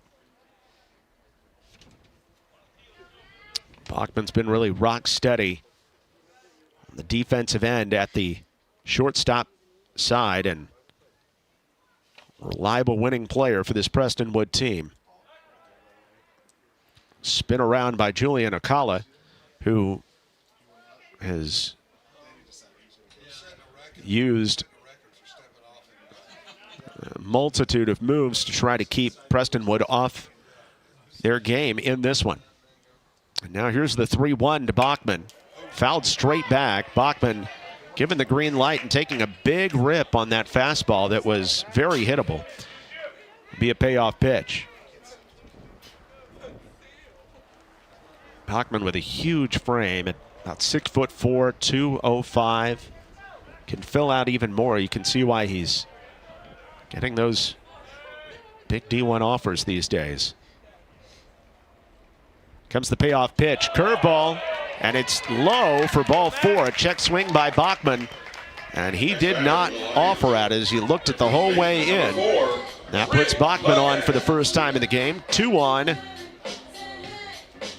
And 2 down for Riggs Huggins. And here comes the meeting at the mound for Bishop Lynch. Friars have a fairly deep pitching staff. Maybe not quite as deep as Prestonwood's is, but I would think that this is still a spot where Alcala is going to continue to be given leverage to roll on in this game.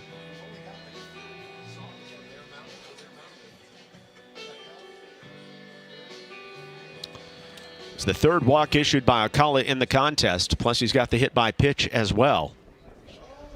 You know, especially considering Huggins is the 6th in the order if you're able to get him, and then you face in the 4th inning the bottom of the order. Alcala, a real key moment to try to get out of this. Meanwhile, Prestonwood in this grinder of a district opener that's tied at 1 with 2 down in the bottom of the 3rd inning, trying to get the go-ahead hit. They already have a 2-out RBI double from Aiden Moffitt. Vance Hernandez running for him down at second base, and Bachman at first. Force at any of the outfield, or at any of the bases except home, and another pass ball gets past Cam Carpio. That is the 3rd either wild pitch or pass ball of this inning. And it puts runners at 2nd and 3rd and makes it a little bit tougher here on Bishop Lynch.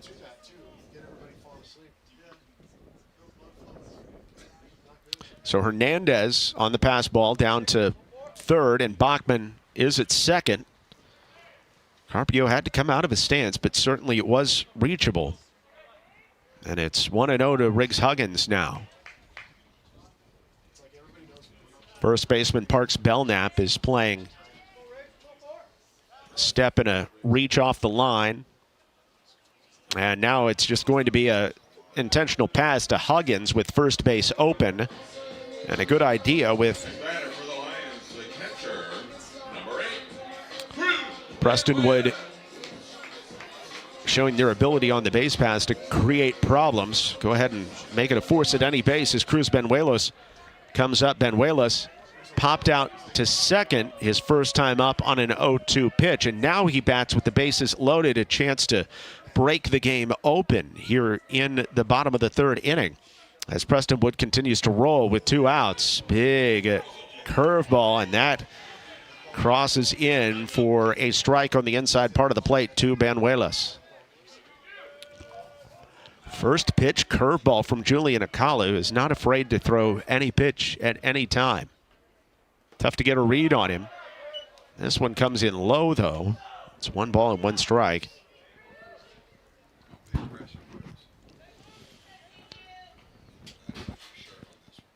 So Vance Hernandez at third, Bachman at second, and Riggs Huggins at first, thanks to the intentional walk. Pitch is swung on and driven deep. Down the right field line, Carpenter ranging toward the line and reaches out and makes the catch in right field. That one was tagged by Cruz Banuelos.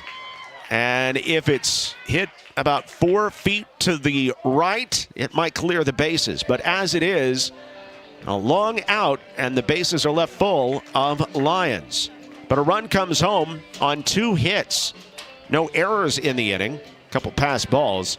And the bases left full. 3 in the books. You're listening to Prestonwood Lion Baseball from Metro Sports Communications.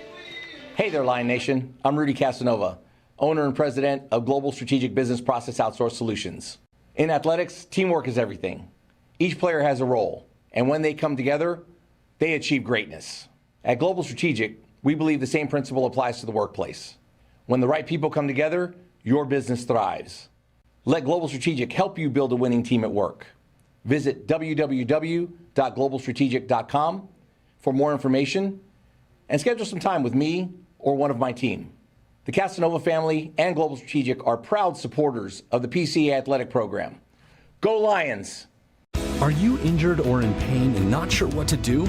Schedule a complimentary injury screening and talk to our physical therapists at Vista PT to see if physical therapy is right for you. No prescription or referral is needed. And welcome back into Graham Field. John Little back with you, in for Chuck Kelly tonight. I'll be with you for 5 of these broadcasts in the regular season, and I'm just honored to be able to bring you some high-level baseball this spring. Got a great crew along with me today as well.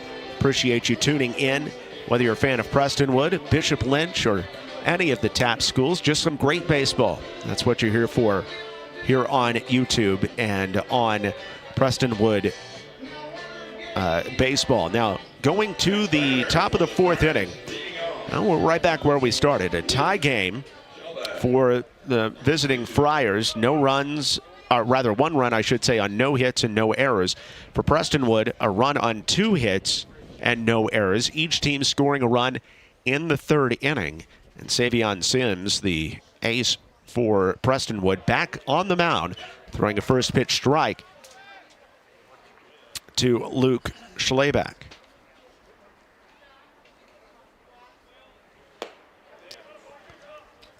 And the 0-1 pitch, that is low, 1-1. Schleback to lead off the 2nd inning, bounced out 3 unassisted. 1-1 from Sims, fastball low. So Sims, 22 pitches in the 1st inning, 9 in the 2nd, 28 pitches in the 3rd inning, for a total of 59 coming into this half inning, as the 2-1 is waved at and foul tipped into the glove of Banuelos. 2-2. Parks Belknap on deck, and Hayes Bonds in the hole. The 2-2 fought off foul down the first base line. It'll stay 2 balls and 2 strikes. These are the same 3 that Savion Sims faced in the 2nd inning when he was able to tame them 1-2-3. Bishop Lynch coming in at 12-9-1 on the season. 1-0 in district play. The 2-2 is chopped foul third base side. Do it again. 7th pitch at the at-bat to Schleback. 1-0 in district play, and Prestonwood playing their first district action. Teams will match up again 7 o'clock on Friday night. Quite a bit warmer that evening. 2-2 is fought off. Foul to the right side. Past the first base line. Stays at past the first base bag, I should say. It stays 2 balls and 2 strikes to Luke Schlebach. Schlebach was first pitch hitting back in the second inning. Now the 2-2 is fouled back again, making Savion Sims work. And there is no doubt that teams this season, that is the way to find a path to a possible win against Prestonwood. When Savion Sims is on the mound, you've got to make him throw pitches and get him out of the game. 2-2 is fouled back once more, and Schlebach is doing his job. This will be the 10th pitch at the at-bat. On the other side, Prestonwood's Quinn Majewski had a 12-pitch at-bat back in the second.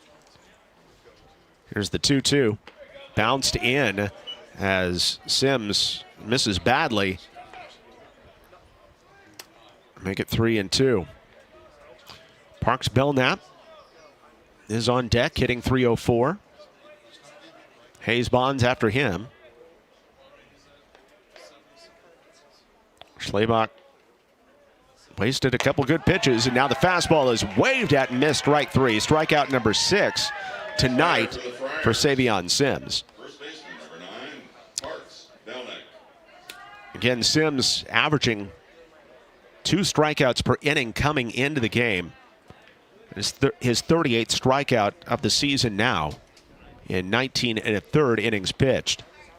As Belknap comes in, and righty to righty, the first pitch, another fastball that tumbles in for a called strike. Belknap flew out to center on a 1-1 back in the second inning.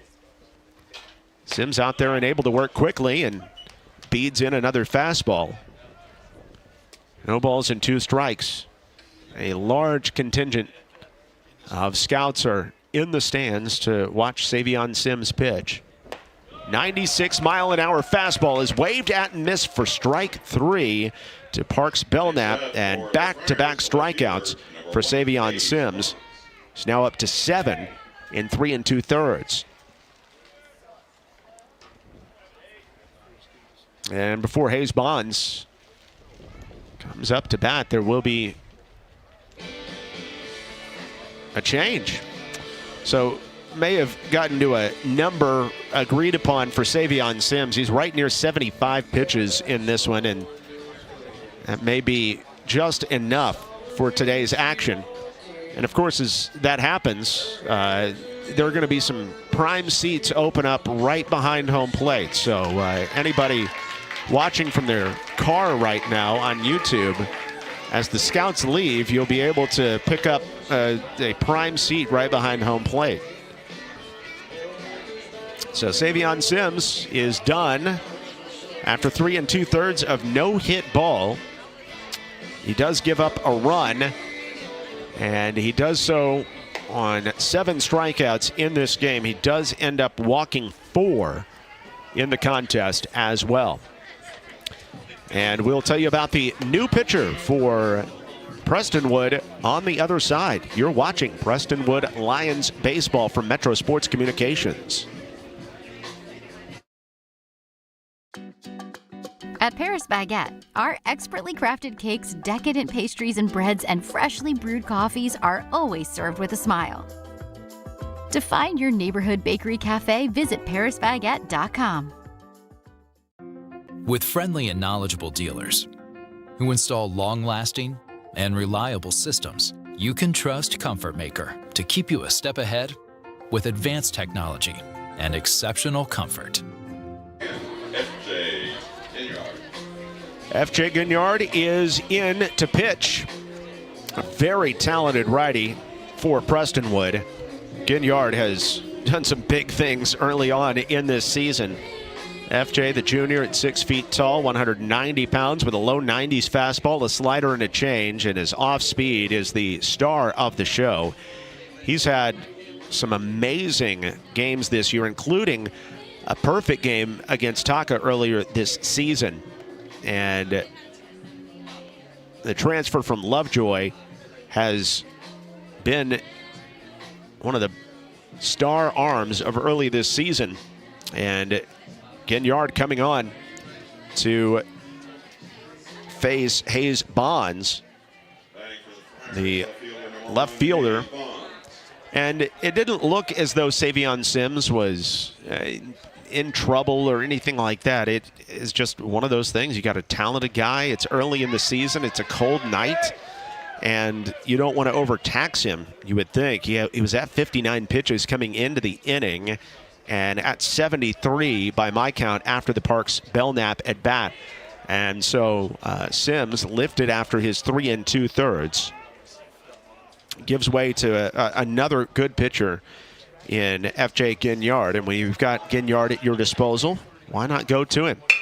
The pitch is hit back up the box. A chopper pulled in low by Bachman, and the throw on to first base is in time. That is a really nifty play by Bachman. Tougher than it looked on that chop. And Hayes Bonds is out 6-3 to end the inning. So the Friars go in order in the top of the 4th inning. We're still locked at 1 between Prestonwood and Bishop Lynch. You're listening to Prestonwood Lions baseball from Metro Sports Communications. You got a dip or chicken strips. Hey, this is Kiani. And this is Tabitha. And a little thing we love about Chick-fil-A chicken strips is all the different sauces we can dip them in. I like to line up all my favorite sauces so that in every bite, I have a different flavor. Then, with the tenderness of the chicken, the juiciness of it, it's all there. And for me, I like to mix my sauces so I get a little tang and I get a little sweetness all in one bite. That's just a recipe for a good time, you know? That's what makes it for me. Like, that's what does it for me. That's what I'm saying. Real guests paid for their testimonials. Are you injured or in pain and not sure what to do? Schedule a complimentary injury screening and talk to our physical therapists at Vista PT to see if physical therapy is right for you. No prescription or referral is needed. Welcome back into Plano, and it will be the 4th inning for Julian Acala, who has thrown 69 pitches for Bishop Lynch. Friars and Prestonwood Lions tied at 1 apiece as we go to the bottom of the 4th inning. Each team scoring a run in the 3rd. Acala faced 7 batters in the 3rd inning and looked like he was about to get out of a really tough pickle. But with a runner at 3rd and 2 outs, Aiden Moffitt rocketed a pitch for a double off the wall in the deep left field corner, going the other way for the first run of the game, scoring Jake Felsman. And then Prestonwood left the bases loaded in the 3rd after Cruz Benuelas flew out to right field.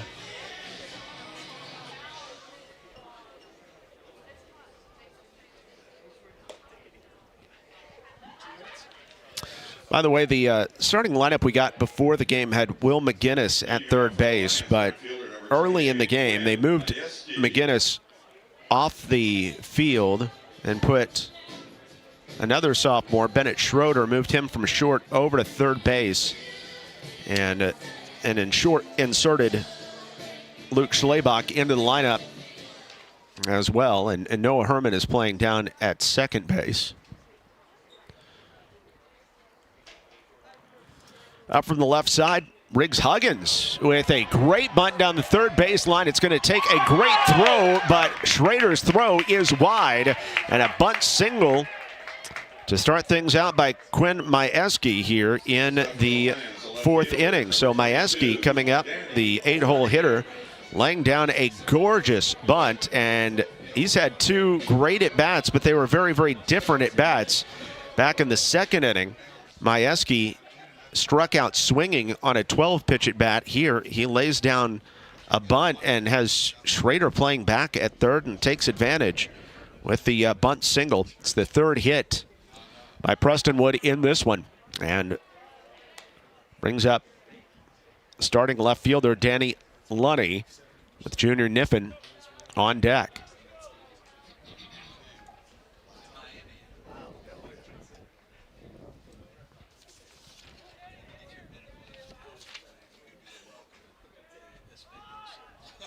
Again, showing bunt, but taking it low for a 2-0 count is Danny Lunny. Lunny struck out looking on a 2-2 pitch in the second inning to end the second.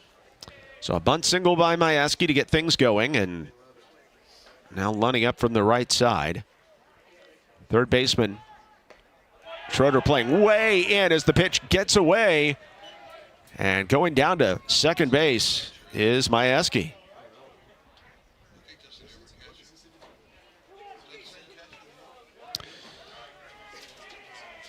Carpio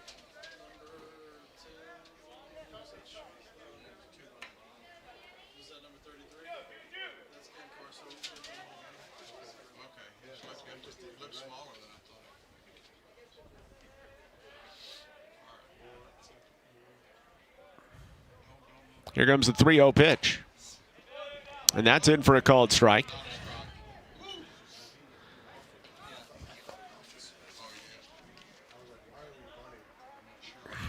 Three and one to Lunny, who may have been ruled that he offered at the bunt instead there. There have been some changes in the field for Bishop Lynch. The roster differing a little bit today, maybe just some different numbers than they had on their roster that they sent us. But but Cam Carpio is now at second base. Started the game behind home plate, and trying to get a look at what the new catcher's number is. It's tough to tell with the guard on his back. Great bunt, third base side. It moves the runner, and the throw down to first base is in time to get Lunny, but there is a runner at third and less than 2 outs for Prestonwood. After the out goes 1-3 on the sacrifice bunt by Lunny, who has done a nice job inserted into the starting lineup today. So Majewski, who had the bunt single, moved over on the wild pitch, and now he's on third thanks to the sacrifice bunt. And Junior Niffen, who had a sharp single up the middle last time up, comes up with a chance to put Prestonwood in front for the first time tonight. Niffen has been on base twice. First pitch to Niffen, and that's right back up the box through a drawn-in infield. It is stopped at short. Great job by Harema, but the only play that Herman had was over to first base. And on the chopper, he's able to make the throw, but it still drives in Quinn Majewski to put Prestonwood up 2-1. It's the 10th RBI of the season for Junior Niffen, and the bases are clear after the 6-3 out, as Herman, from his knees, is able to make the toss over to first base. Another bunt, third base side. This one by Felsman. Throw on to first base, and it's not in time. Felsman is in with his speed. He's been on base back-to-back times. It's the fourth hit of the game by Prestonwood, and the second of this inning by bunt. Bunt single by Jake Felsman, and he is on at first, as Prestonwood is dinking and dunking their way to the advantage here in the bottom of the fourth inning. Julian Acala still out there. So Quinn Majewski started out the inning with a surprise bunt single, and ever since then, Prestonwood Christian going up, throw down to second base as the runner was on the move, and it is not in time. Another stolen base for Jake Felsman, his second of the game and 8th of the season.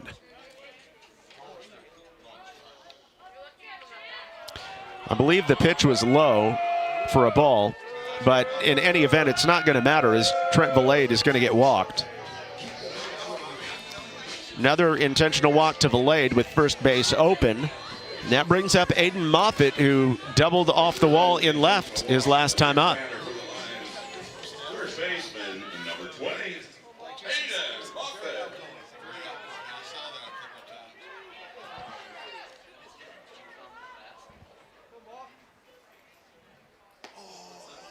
First pitch to Moffitt is in for a called strike. Moffitt 1 for 2 with that tying RBI double in the third inning. And now with Prestonwood up here in the bottom of the fourth, Moffitt has a chance to put a crooked number on the board. Akala's still out there pitching, and the pitch is swung on and missed.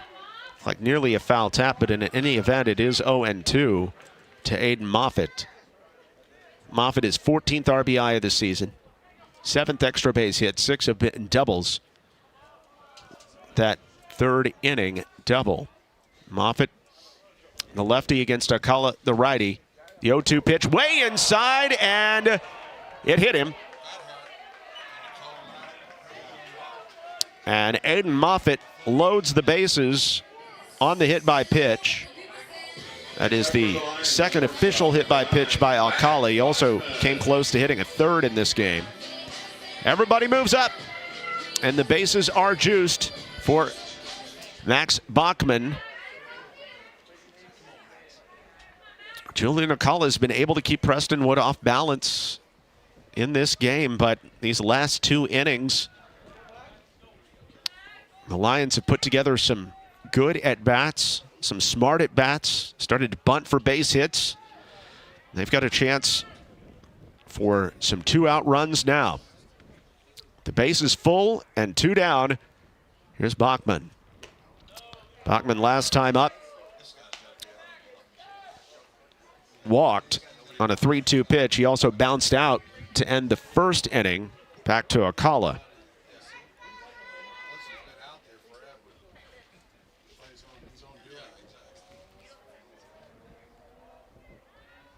The 1-0 from Akala. It's up high to Bachman. 2 balls and no strikes, and there's nowhere to put Bachman. And Riggs Huggins on deck. Definitely a guy you don't want to face. Akala's got to start throwing some strikes here.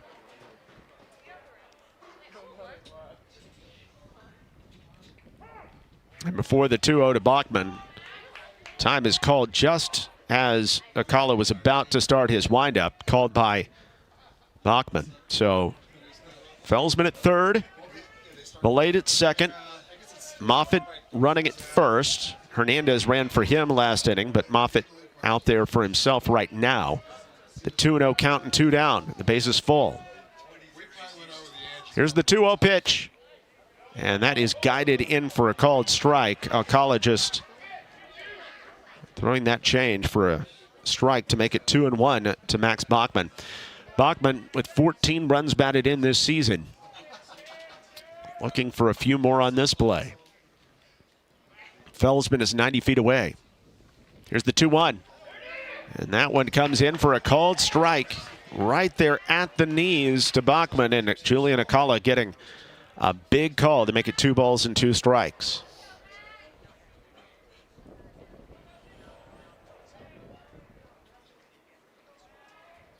Two to 1 the advantage for Prestonwood. And looking for more. Base is full and 2 out. Akala comes home. Fouled off. Max Bachman moves one away, first base side.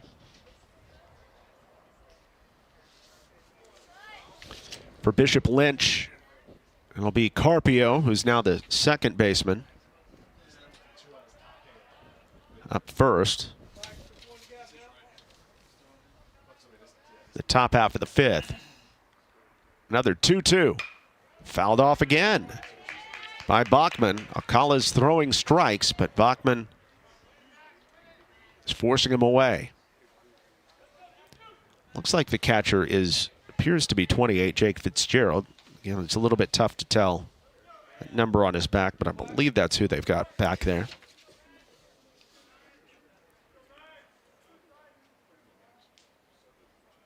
But the base is full. It's still 2-2. Call it to Bachman, and Bachman swings and hits it into left, but right at the left fielder, Hayes Bonds, who stops in his tracks on the rising ball and makes the catch over his head. But a run comes home to score, and it happened on 2 bunt hits. No errors in the inning, and the bases left full. In fact, Prestonwood has left 9 on base in 4 innings. And with 4 in the books, it's Prestonwood Christian 2, Bishop Lynch 1. You're watching Prestonwood Baseball from Metro Sports Communications. It's not about fixing air conditioners. It's not about the thousands of hours spent training. It's about homeowners resting easy, knowing they can trust us in their homes. It's about keeping a family cool and comfortable in the dead of summer.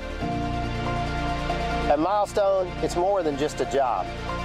It is and always will be how we help people.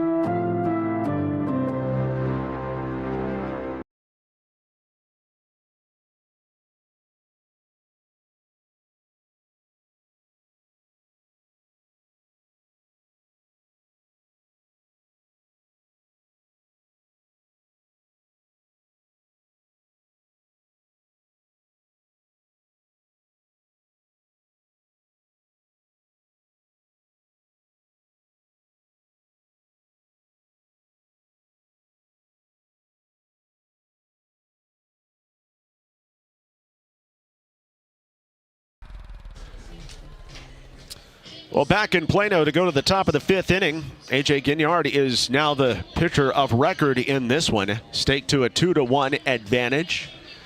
He could end up being the winner after Savion Sims went the first 3 2/3, giving up a run. It was earned, but on no hits as he walked 4, struck out 7 over 73 innings pitched.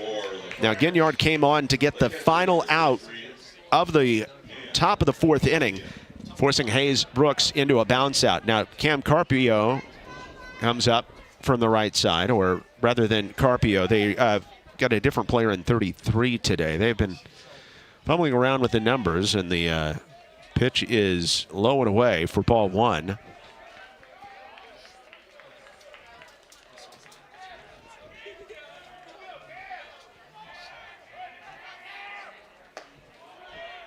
In for a called strike. 1-1 now to Carpio.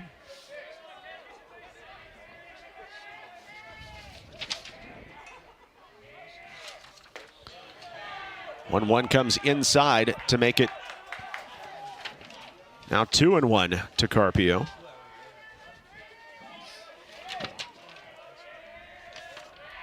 Two-one pitch. And that's hit in the air. Tough play to second, but fading on it. Jake Felsman able to make the catch on the looper. A leaning grab to get Carpio on the flare. And there is one down for Bennett Schroeder.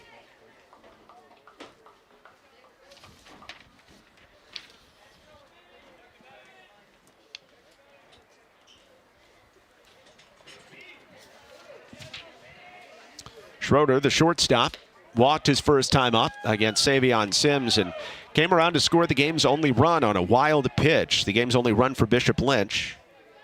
That happened in the top of the 3rd inning. Here in the top of the 5th. Takes the first 2 pitches, 1 low and 1 away from F.J. Ginyard. 2 balls and no strikes.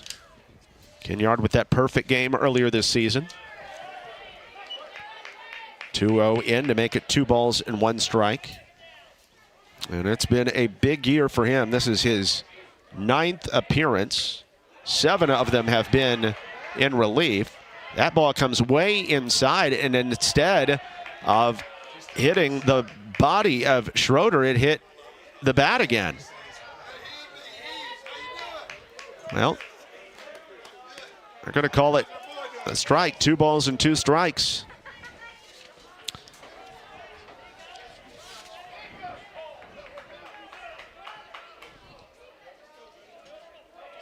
Ginyard with an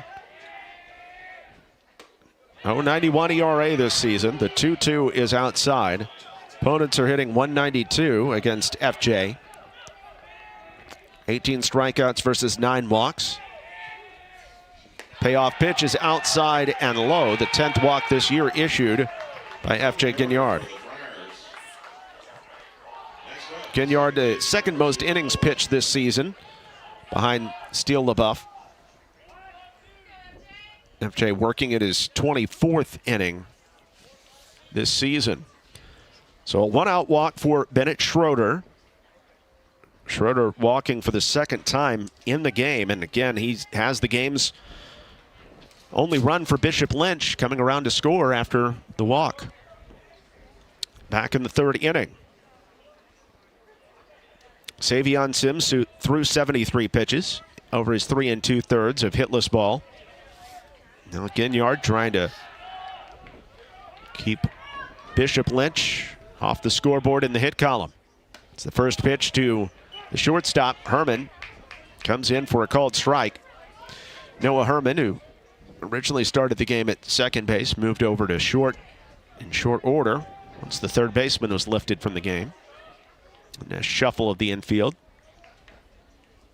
0-1 is a big curveball that never really breaks down from Ginyard. 1 ball, 1 strike.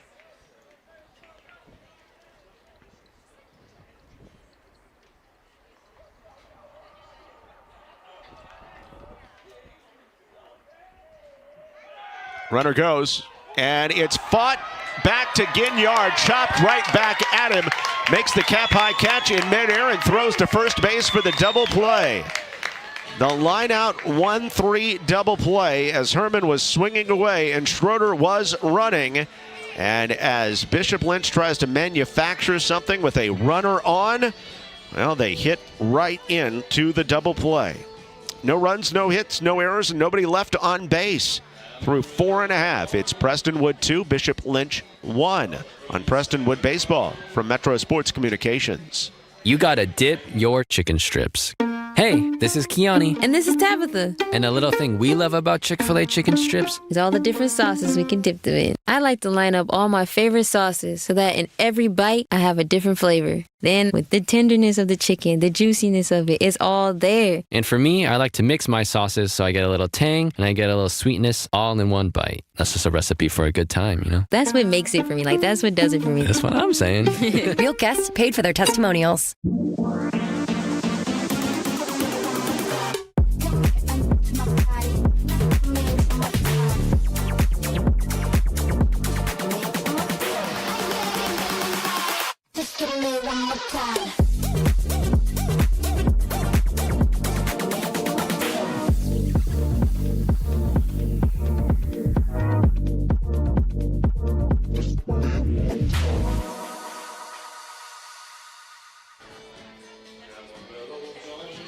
Good to have you back with us.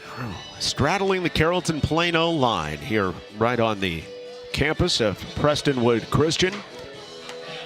Graham Field, where the Lions took the lead with a 2 spot in, or 1 run in the third and then another run in the fourth to go up 2-1 on Bishop Lynch. And now Prestonwood looking to consolidate that into a bigger lead. For visiting Bishop Lynch, it's 1 run on no hits and no errors through 4.5. And for the homestanding Lions, 2 runs on 4 hits and no errors. Riggs Huggins comes up from the left side.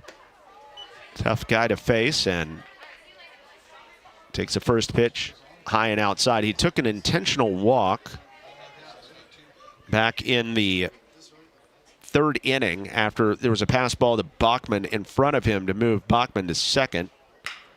1-0 is lined foul deep down the left side. 1 ball, 1 strike to Riggs Huggins, who has been on base both times. One an intentional pass and the other a walk that he worked to open up the second inning, but he was stranded at second after stealing his 6th base of the season.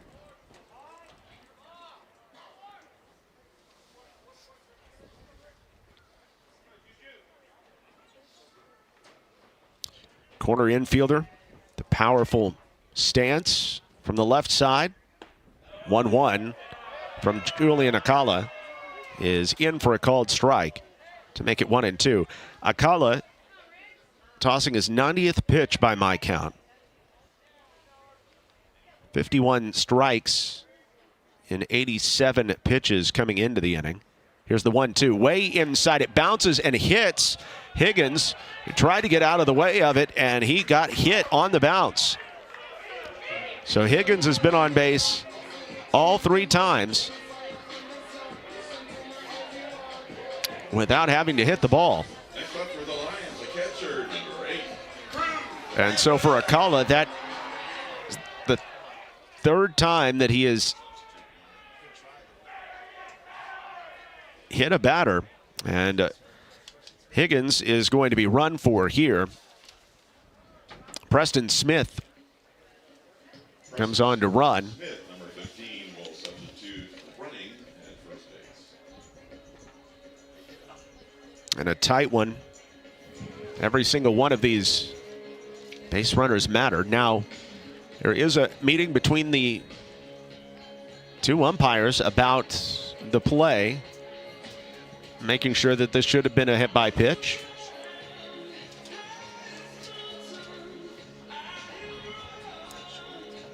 And it is confirmed that Huggins was hit by the pitch and earned first base.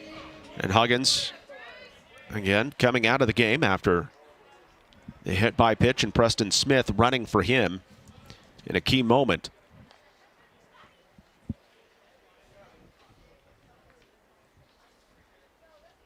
So the leadoff batter is on for Prestonwood in the bottom of the 5th inning, with the Lions out to a 2-1 lead on Bishop Lynch as we enter the later innings here in Plano.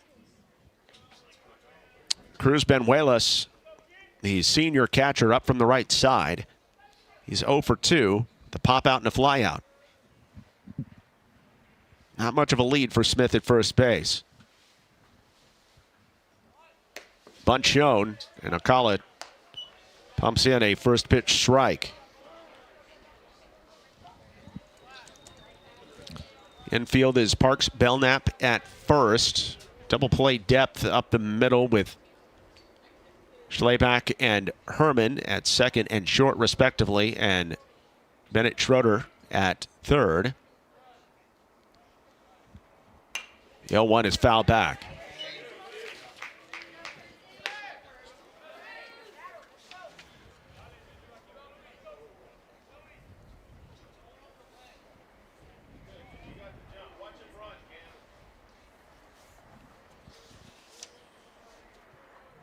See if that takes the bunt completely out of the equation at 0-2 for Benuelas, who showed bunt off the bat but took a strike.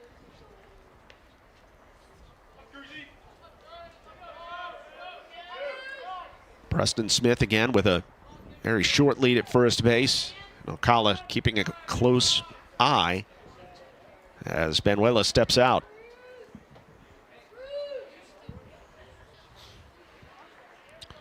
And Willis with a hard hit ball with the bases loaded out to right field to end the 3rd inning. Runner goes, swing, or rather fakes going, swing and a miss for strike 3 for Benuelas on the curveball, as Smith ended up staying put after feigning a move to second base. And there's one down for Quinn Majewski. Majewski got the 4th inning going with a bunt single.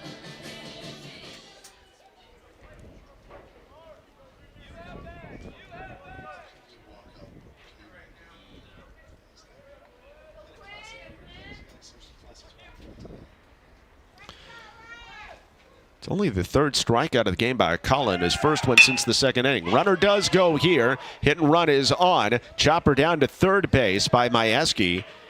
And the throw across by Schroeder to Belknap, who applies the tag after coming off the base. There's a 5-3 out. So Preston Smith moves over on the ground ball. That brings Danny Lunny up, who is being pulled back now for a pinch hitter. And it will be Chance Kidd, the 6'4", 215-pound freshman, coming up for Lunny. Number 5 for the Lions, a freshman.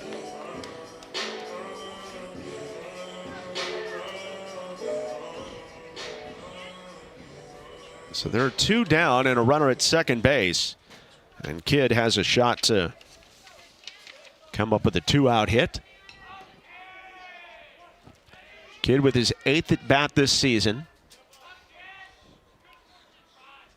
This is his 10th appearance. Kidd has been on base once thanks to a hit by pitch. He has yet to pick up a hit in his 7 official at bats and 8 plate appearances.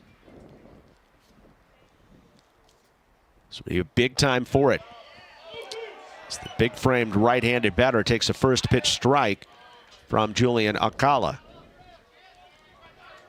Trying to move the inning along with Junior Niffen up next. Niffen has been productive with a hit and an RBI. The 0-1 pitch, that's fouled deep down the right field line and back out of play, but good contact made by Kidd, and it's no balls and 2 strikes.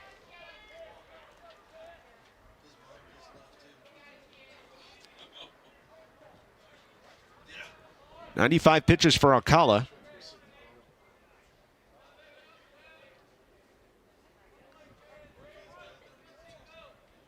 Alcala comes home 0-2, and it's low and away. Blocked this time by Carpio. Had a tough time behind home plate in this one, but able to make that stab. He's had a couple pass balls against him, and Alcala's thrown a couple wild pitches past him.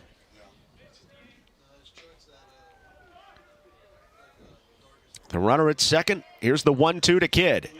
Bender in there for a called strike 3. Second strikeout looking issued by Alcala in this game. No runs, no hits. 1 left on base, and through 5 innings, Prestonwood continues to lead Bishop Lynch 2-1 in a district opener for the Lions. You're listening to PCA Baseball, and this is Metro Sports Communications. With fast signs, see the visual possibility in your business. See it in lights and flags, on a van, in metal, on the floor, in color. With signs and graphics, you can say anything, do anything, be anything. So make your statement. With fast signs, your masterful team of visual marketing experts, anything is possible. Fast signs, make your statement. Is pain, stiffness, or discomfort keeping you from feeling your best? Hi, I'm Dr. Colby Keene with Freeform Chiropractic, where we help you move free, feel free, and live free. If pain or stiffness is holding you back, it's time to take control. Visit Freeform Chiropractic for a consultation. Let's create your game plan to move, feel, and live free.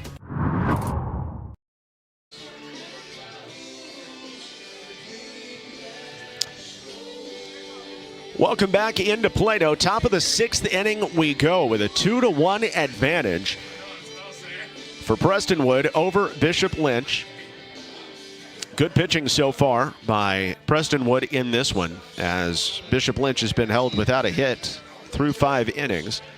The 1 run coming home to score on a manufactured run for Bishop Lynch on several walks and a wild pitch in the 3rd. But other than that, Friars have been unable to come up with a hard hit ball either against the starter, Savion Sims, or FJ Ginyard. And here's a guy that could put a pop into the ball, though, in Jake Bassick. The junior center fielder takes the first pitch outside and low for ball 1. He's 0 for 1 with a walk. 1-0. Fouled back. Julian Alcala is due up next. Alcala struck out twice, and then it's Jack Carpenter after that. Another tight game here in a district opener for Prestonwood. 1-1 pitch. That's a little bit outside. Benuelos tried to frame it, but a little too far off the plate. 2-1. FJ Ginyard came in with 2 down in the 4th inning. Got Hayes Bonds to bounce out. It's 2-1 pitches down low. Make it 3-1. And then worked a scoreless 5th inning against the minimum. 3-1, and is a foul-tipped strike to Bassick, who couldn't lay off of an off-speed pitch on 3-1. 3-2. Same spot, same result, except he missed it entirely this time. And it is strike 3 for Jake Bassick, as FJ Ginyard goes right back to that same breaking pitch on the inside part of the plate, and Bassick could not lay off. And there is 1 down here in the 6th inning. First pitch outside for ball 1 to Julian Alcala. First strikeout for Ginyard. There were 7 for Sims. 1-0 is down and away. 2-0. Akala struck out twice, but they were both against Sims. This is his first at bat against Ginyard. That one comes in high and tight.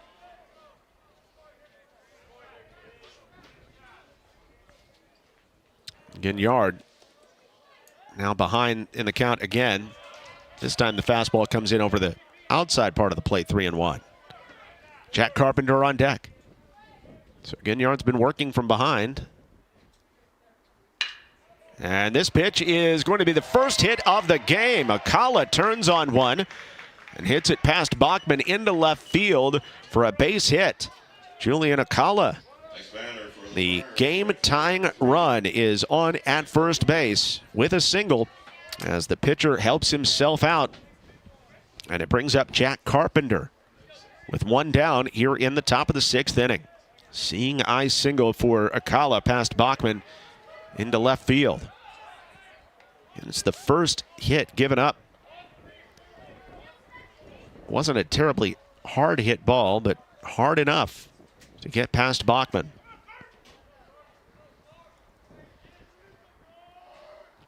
First pitch to Carpenter. That spins in for a called strike. Carpenter 0 for 2.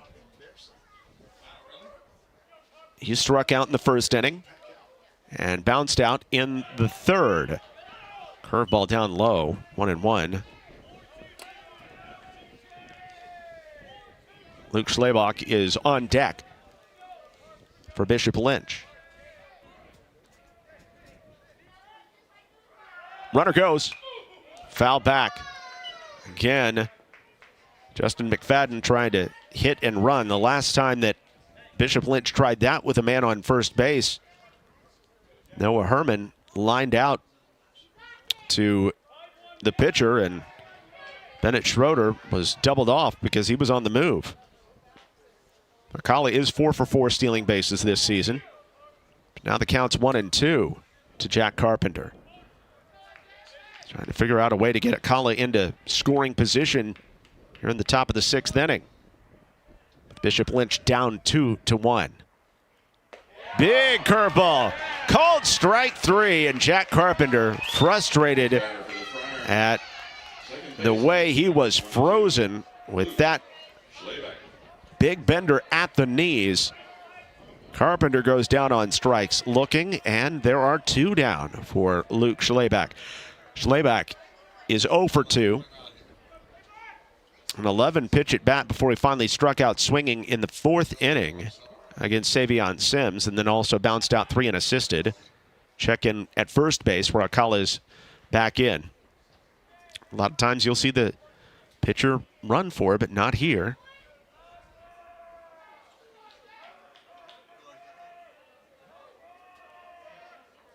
Ginyard comes home, and the fastball is spotted well on the inside corner for a called strike. If Schlebach can reach, Parks Belknap would be up next. Another fastball line into right field. That's down for a base hit. And on one hop, chugging in to pick it up is Quinn Majewski. So the second hit of the game, Akala moves on to second base. Schlebach on at first base with the single. And there are 2 on and 2 out for Parks Belknap. Belknap 0 for 2 with a fly out to center and a strikeout swinging. He was the last player that Savion Sims faced before he was taken out of this game.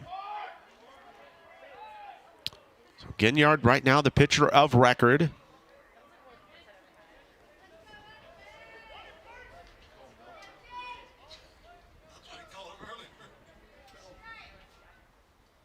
Alcala tying run at second base. Ball bounces in. Panuelos calmly blocks it. Belknap, a 304 hitter coming in with gap power, 4 doubles on the season.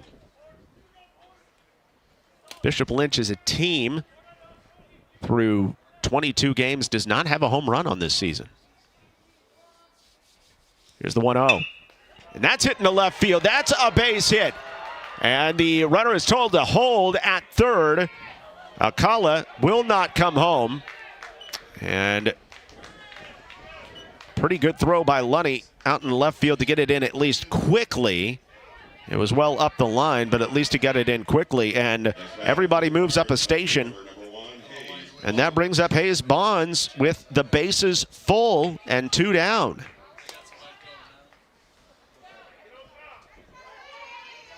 Smart move to hold the runner at third base. Alcala didn't get a bad jump, but it was hit so quickly into left field.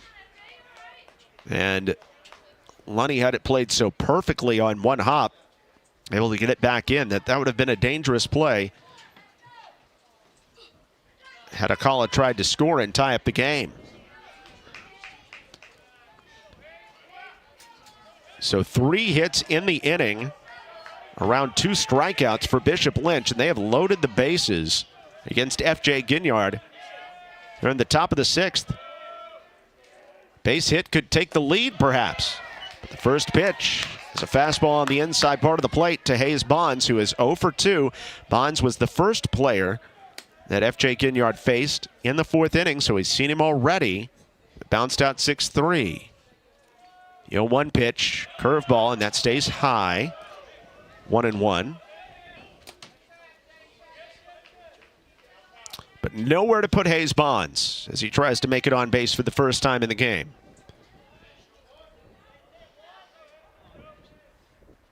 Friars down by 1. The 1-1 through the wickets of Benuelos and to the backstop. We are tied as Julian Alcala scampers in from third base on the wild pitch. Both of the Bishop Lynch runs scoring on wild pitches in this game. And Alcala helps his cause by getting on with the first single of the contest and coming around to score eventually on the wild pitch. Schlebach moves to third, Belknap to second, and it's 2-1 to Bonds, who takes it low and away. Brand new ball game, tied at 2 here in the top of the 6th inning.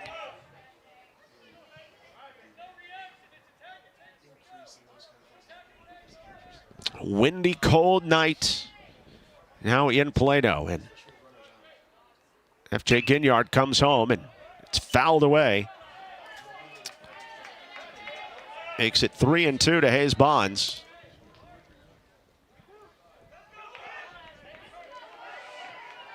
Credit the Friars for hanging around and manufacturing a couple runs in this game. They've both come with the bases loaded on wild pitches. First base open. And before the payoff pitch to Bonds, time is called. Hayes Bonds steps out.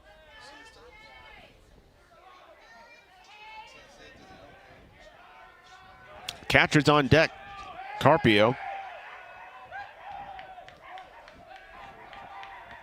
Here's the 3-2. Low and outside for ball 4, and they're full again for Cam Carpio as Hayes Bonds is able to force the walk. That's the second walk given up by F.J. Ginyard against 2 strikeouts and 3 walks. 3 hits since coming in.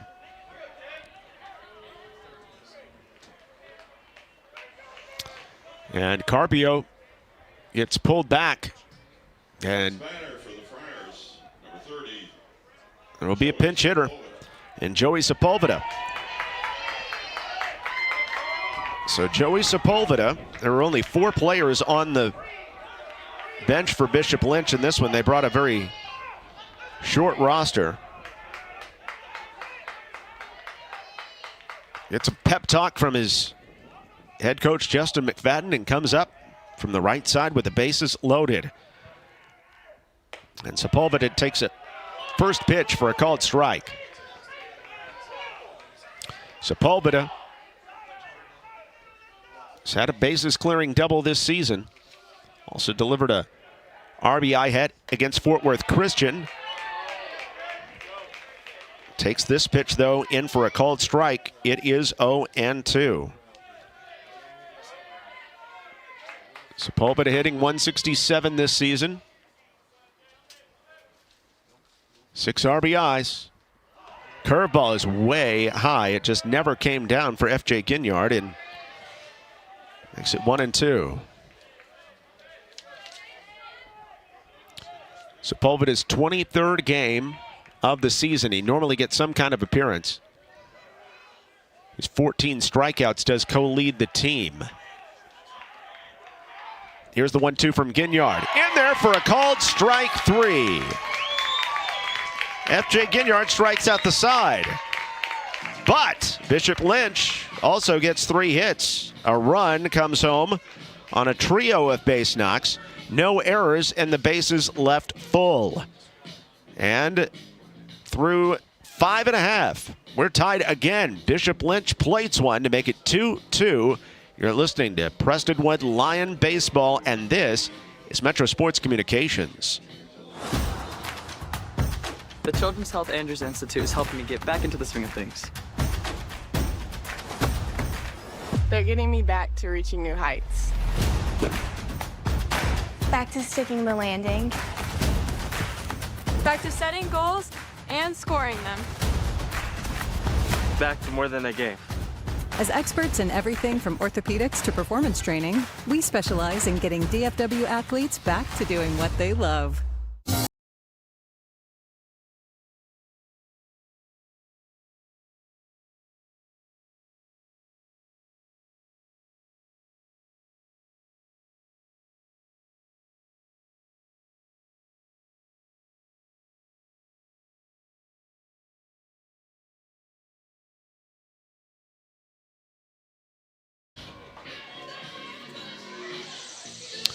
And welcome back into Plano. It is a late night. We're 2 hours and 17 minutes in here in Plano.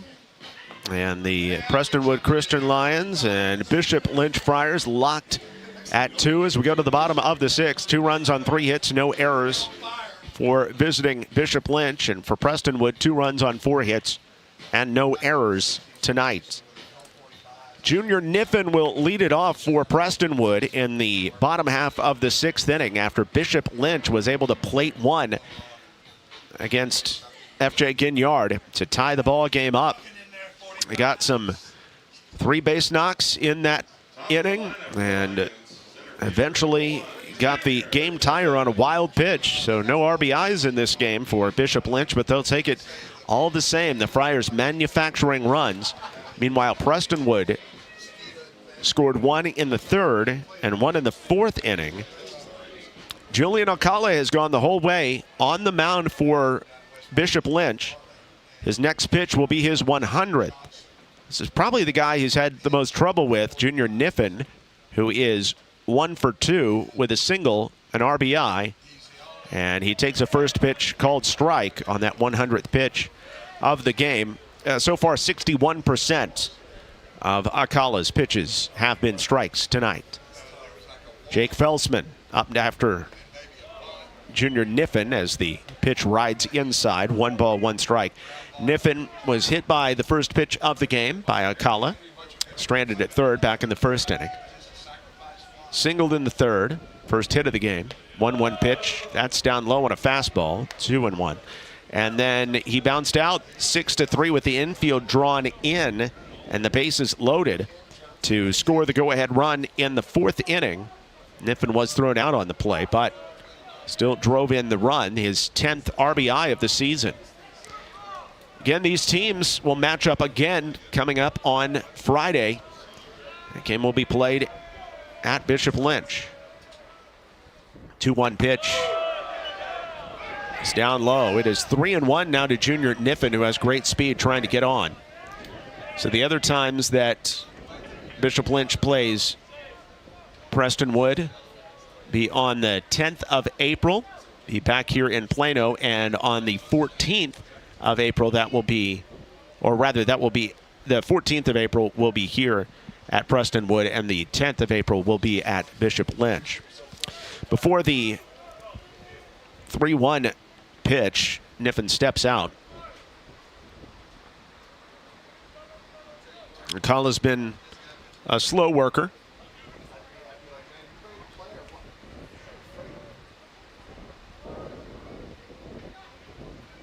wind really kicking up. It had died down for a little bit, but now it is really whipping. And after Akala stares in for an untenable amount of time, Junior Niffen eventually just decides to step out.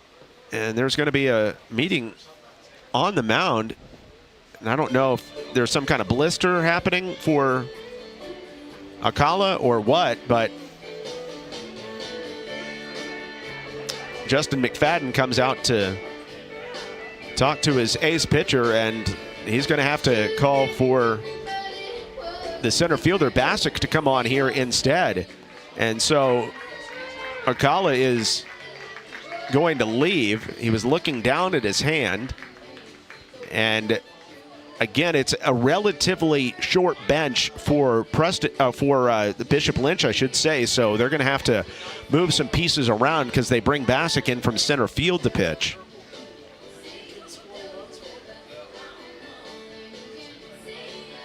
So we'll tell you about Mike Bassick's numbers on the other way next here on the Prestonwood Christian Lion Baseball, presented by Metro Sports Communications. With friendly and knowledgeable dealers who install long-lasting and reliable systems, you can trust Comfort Maker to keep you a step ahead with advanced technology and exceptional comfort. At Paris Baguette, our expertly crafted cakes, decadent pastries and breads, and freshly brewed coffees are always served with a smile. To find your neighborhood bakery cafe, visit parisbaguette.com. Make your dream outdoor space a reality with Aquaterra Outdoors. From full-service design to construction for landscaping, pools, and outdoor structures, we offer everything you need for your ideal outdoor environment. With years of experience and a commitment to excellence, Aquaterra Outdoors, elevating outdoor living to the next level. Contact us today at 214-387-8333 or visit our website aquaterraoutdoors.com and start your journey to the ultimate outdoor experience. Welcome back into Plano. Jake Bassick's numbers on the mound this season haven't been quite as good this year as they were last season. This year he's been touched up a little bit, a 6.46 ERA. Opponents hitting .325 against him, giving up 13 runs, 7 of them earned in 8 2/3 innings. He's just had a couple of blow-up innings. But, I mean, he's certainly capable. He's a kid, he's the son of a major leaguer, first off. Last year he was 5-0 with a 2.84 ERA and 30 strikeouts, and looking to regain that type of form and needing to do so here in a big spot. Second district game for Bishop Lynch, first district game for Prestonwood Christian. Here in the bottom of the 6th inning and still facing the leadoff batter in Junior Niffen. Now, Niffen has a 3-1 count on him as Akala came out, and the first pitch on the 3-2 is in for a called strike from Jake Bassick. That is tough to do, to come in and find the strike zone or anything near it coming in from center field. Here's the payoff pitch, and that is sent to the backhand of the second baseman, knocking it down. The throw over to first base, and it is in time to get Junior Niffen. It had to be really quick from the second baseman, Herman, who just moved over there from short. But Herman makes a nice play at second base, and Julian Akala, by the way, has been moved over to shortstop. So there is one down after Junior Niffen bounces out for 3.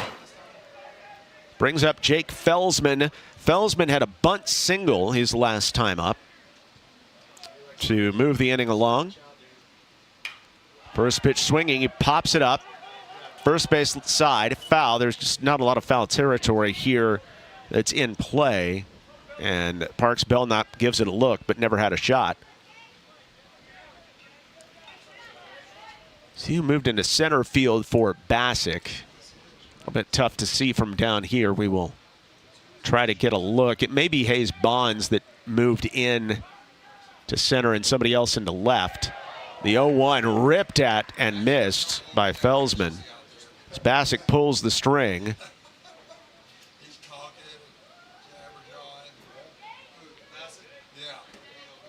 The 0-2. Fastball fouled off by Jake Felsman. Goes to 0-2. Bassick has himself juiced up, ready to go.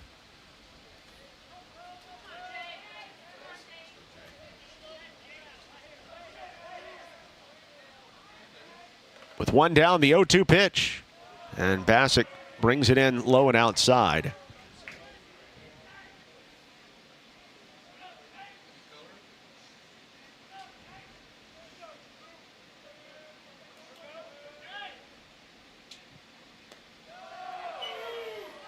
Two, and that one also, the 1-2 I should say, is off the mark to make it 2 balls and 2 strikes.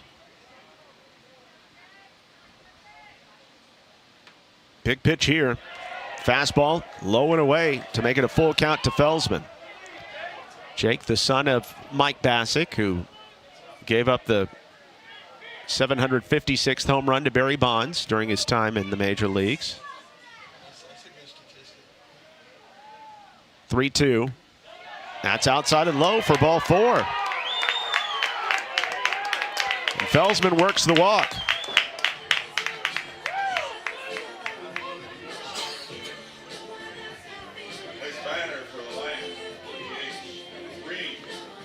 So Jake Bassick having to come into the matchup after Julian Alcala could not continue after moving into his 104th pitch. Looked like he was looking at his hand at either a cut or a hangnail or a blister or something like that and wasn't able to keep going.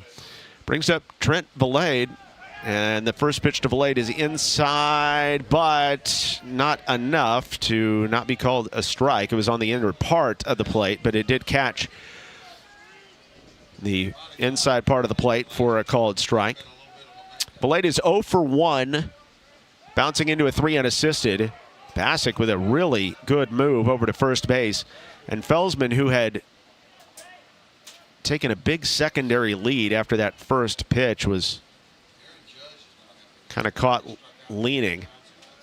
Felsman has stolen 2 bases in this game, though. He stays put. The 0-1 is fouled back by Valade, 0-2. Valade, a .417 hitter this season for the senior DH. He has been intentionally walked twice. But this is not a time to intentionally walk the young man.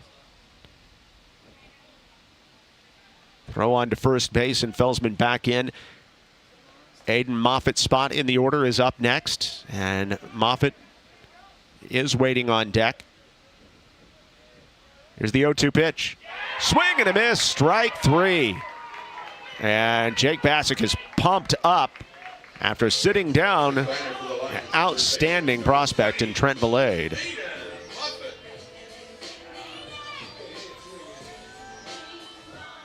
First strikeout for Bassick. There are 2 down as Prestonwood wants to try to regain the lead so they can try to shut it down in the top of the 7th inning.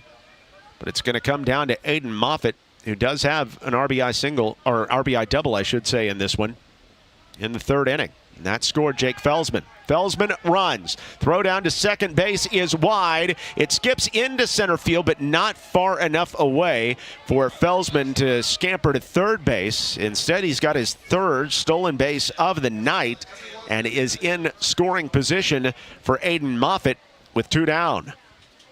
It's a big stolen base. It's Cam Carpio was able to get up with it and throw it quickly, but the throw was wide, and it will be an intentional walk issued to Aiden Moffitt. So a force at first, second, or third as Max Bachman comes up. That doesn't change the fact that the go-ahead run for Prestonwood is in scoring position. And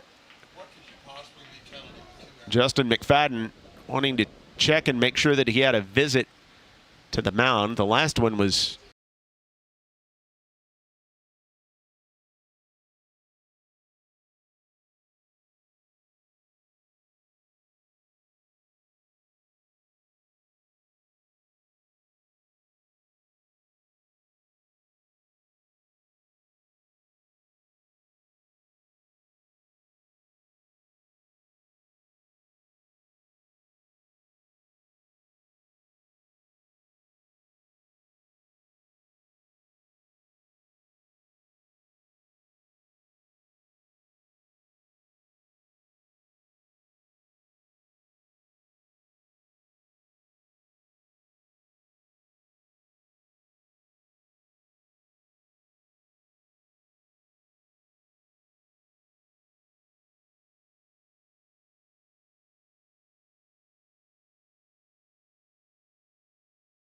Now, Bassick faces Max Bachman. Bachman is 0 for 2, but he walked in the third inning. Hit one pretty hard to left field to wrap up the fourth inning and leave the bases loaded. Prestonwood has left 10 men on base through the first 5 innings. First pitch is low and away from Bassick to Bachman. 1-0. 2 runs, 3 hits, no errors, and 5 left on for Bishop Lynch. 2 runs, 4 hits, no errors, 10 left on for Prestonwood. Spin and a throw back to second base.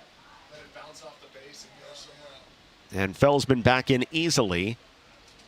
They got to keep him close, not let him have any kind of substantial lead as the go-ahead run. Outfield playing medium deep and straight away. The 1-0 pitch is lifted into center field and in his tracks. Now coming in to make the catch at the knees, the center fielder to end the inning.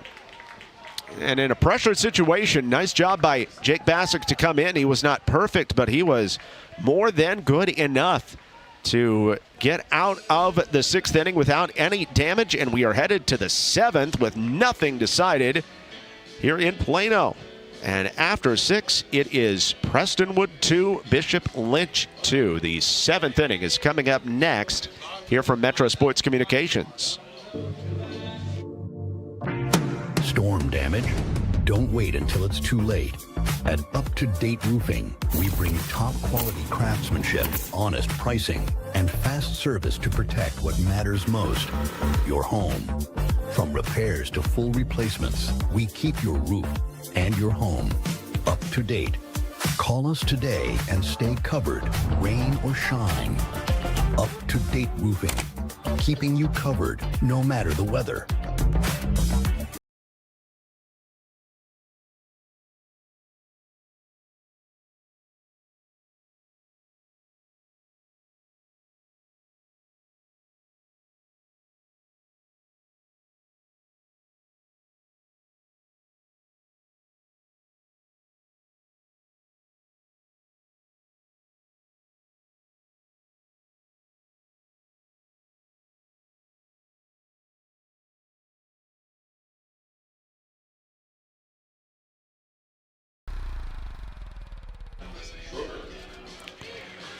Welcome back into Plano. It is going down to the wire between Bishop Lynch and Prestonwood, going to the 7th inning, tied at 2. And first pitch of the 7th inning, it rides inside and it hits the 9-hole hitter, Bennett Schroeder from FJ Ginyard. And the go-ahead run is on board in the form of Schroeder here in the 7th inning. For the Friars, second baseman number 2, Noah. Bishop Lynch has just found a way to stay in this matchup. They hadn't hit the ball until last inning when they had 3 singles and eventually scored the tying run on a wild pitch.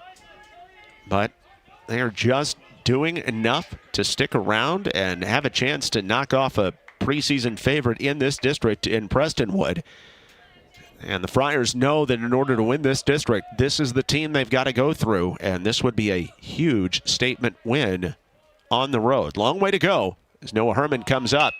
But the first pitch to the leadoff hitter is bunted right back toward Ginyard. Makes the solid play over to first base. But it does move the runner. Schroeder on to second on the one-pitch sacrifice bunt. The out goes 1-3. And there is one down for Jake Bassick. Bassick started in center field. Came on as the pitcher to shut things down in the bottom of the 6th inning. Now he bats here in the top of the 7th with a runner in scoring position. And 1 out.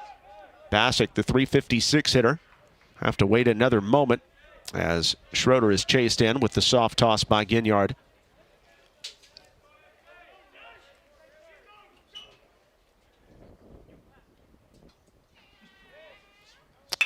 Infield guarding the lines, and there is a big hole on that left side. It's hit into left field for a base hit. Just a station-to-station move up, though, for Schroeder. He's not able to come home on the play. Jake Bassick has his first hit of the game and has runners at the corners with one down for the starting pitcher, Julian Acala. Acala now at shortstop as Schroeder moves on to third and Bassick is on at first. Just a great piece of hitting there by Bassick, taking one over the heart of the plate and bouncing it between the third baseman Moffitt, who was guarding the line, and the shortstop Bachman. Acala had a hit his last time up. A hit here would put his team in front. First pitch is a curve way inside that never broke.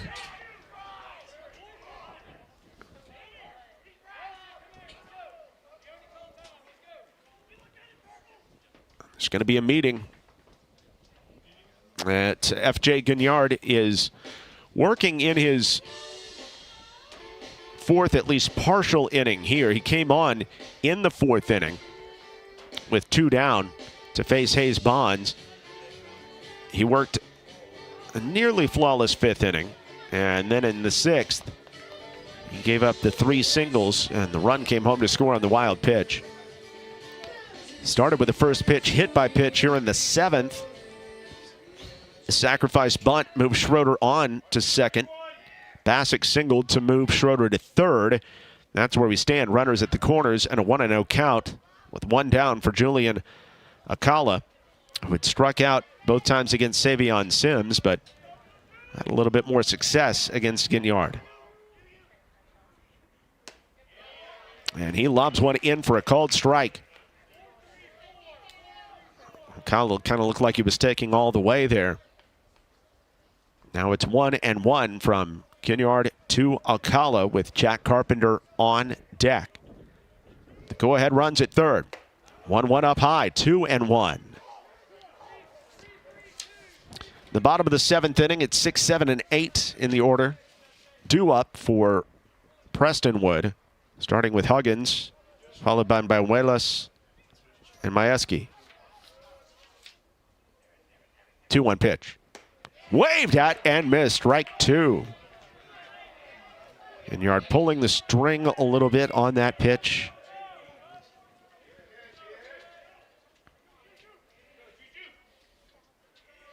Wind blowing out to left center on a cold night. Here's the 2-2. Runner goes. Swing and foul back. Justin McFadden not afraid to put on the hit and run or move the runners.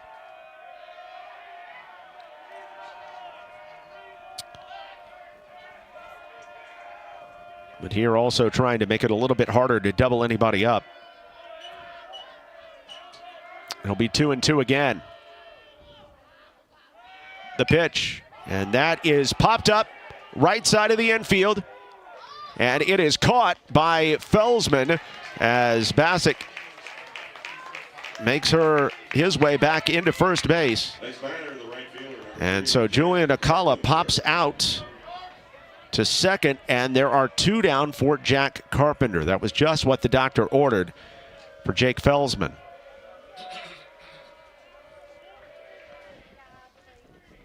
Time called by Cruz Banuelos to go talk to F.J. Gignard. He's now worked through 3 complete innings.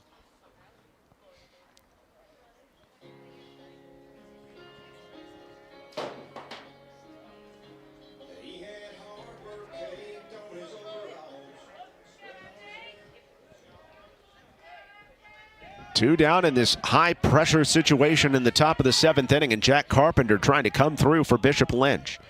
Carpenter is 1 for 3 with a single to keep the sixth going. We're 2 down in the sixth, and then 3 straight reached to help Bishop Lynch score their second run of the game. Pitch to Carpenter, wave at and missed.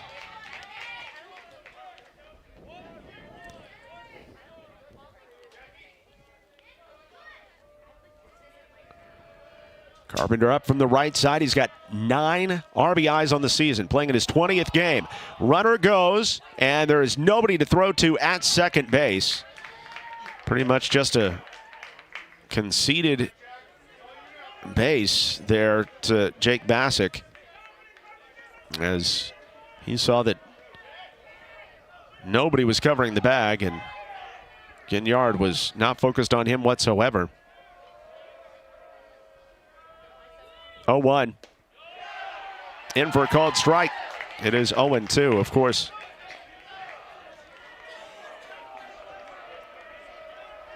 Bassick would have loved to get caught and run down there and try to get Schroeder home. Prestonwood never offered. So it's 0-2 to Carpenter.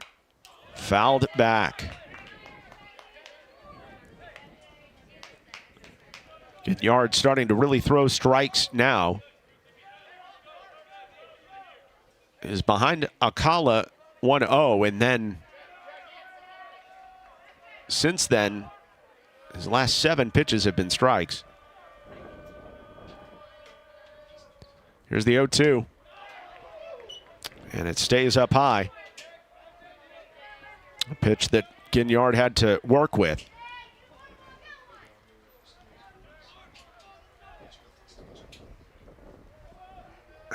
Outfield playing slightly to pull. 1-2. Swung on and missed, but it is down in the grass. Throw down to first base, and it is in time to get Carpenter, who struck out for the 3rd time in the game. Great opportunity for Bishop Lynch, but they cannot come through to get the go-ahead run. And we go to the bottom of the 7th inning.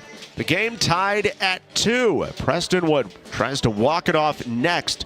This is Lions baseball from Metro Sports Communications. Is pain, stiffness, or discomfort keeping you from feeling your best? Hi, I'm Dr. Colby Keene with Freeform Chiropractic, where we help you move free, feel free, and live free. If pain or stiffness is holding you back, it's time to take control. Visit Freeform Chiropractic for a consultation. Let's create your game plan to move, feel, and live free.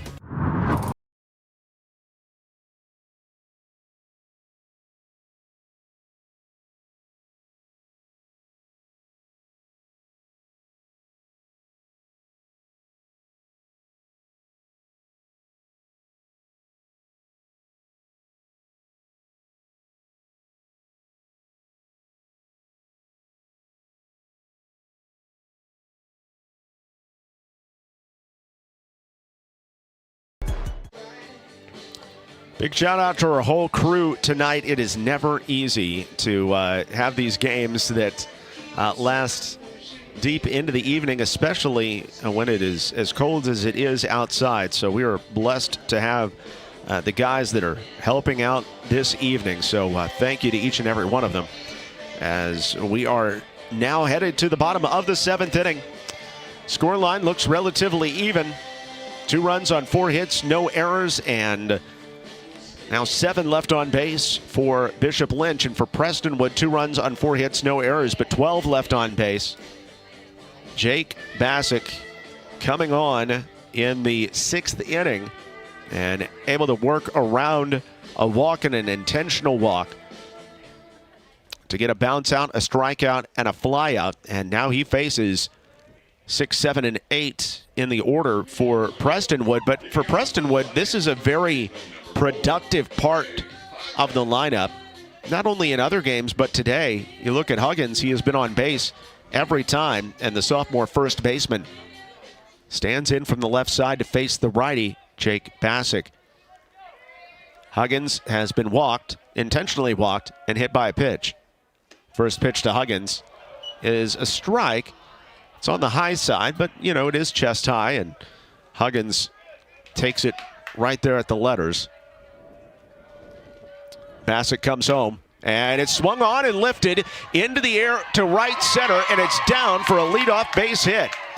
Huggins putting solid contact on a Bassick off-speed pitch, and the potential game-winning run is on first in the person of Riggs Huggins. Now, earlier in the game, Huggins was run for by Preston Smith. But right now, Huggins is staying out there as Cruz Benuelas comes up from the right side. He is 0 for 3. He's due to tried to sacrifice bunt as the throw back to the pitcher does get away for a moment, but goes right to the shortstop and Akala. So good news there for Bishop Lynch. But Benuela showing bunt on that first pitch, but it missed. 1-0, pulls it back and takes a high strike.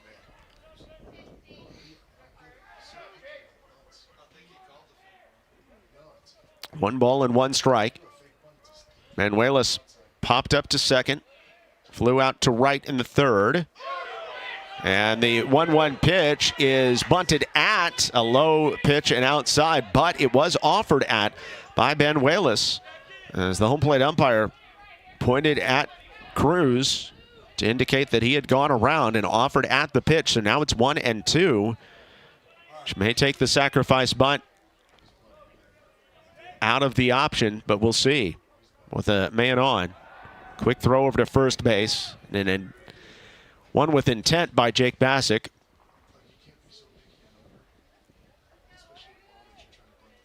Very tight game going down to the wire here in Plano in the bottom of the 7th inning. Pitch is low and away with bunt shown, and Benuelas holds back this time to make it 2 balls and 2 strikes. Quinn Majewski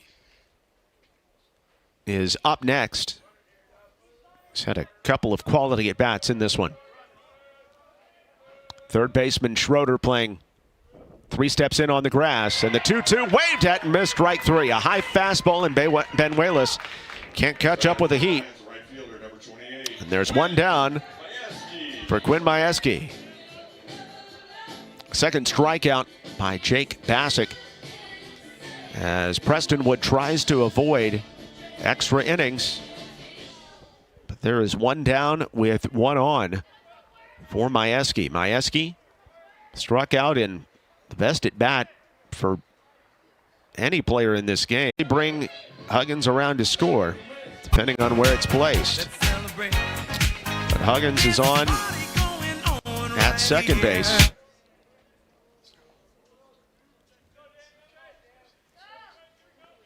After the 2-3 bounce out. So Danny Lunny coming up. He's 0 for 2. Chance Kidd batted for him in the 5th, but struck out looking. Lunny struck out looking in the 2nd and also had a sacrifice bunt back in the 4th inning.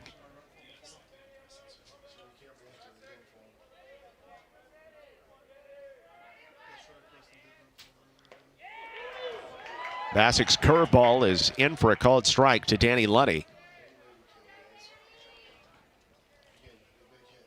Junior Niffen is waiting on deck.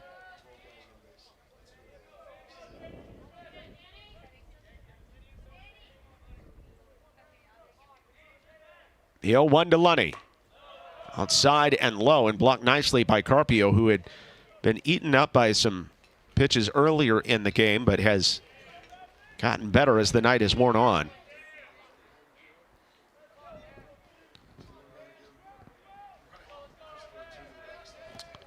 Riggs, Huggins on with a single and then moved on with a ground ball.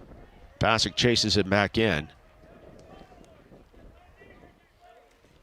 2 down in the bottom of the 7th inning. The Lions looking for the win. Bishop Lynch trying to make it on to extras. 1-1 pitch.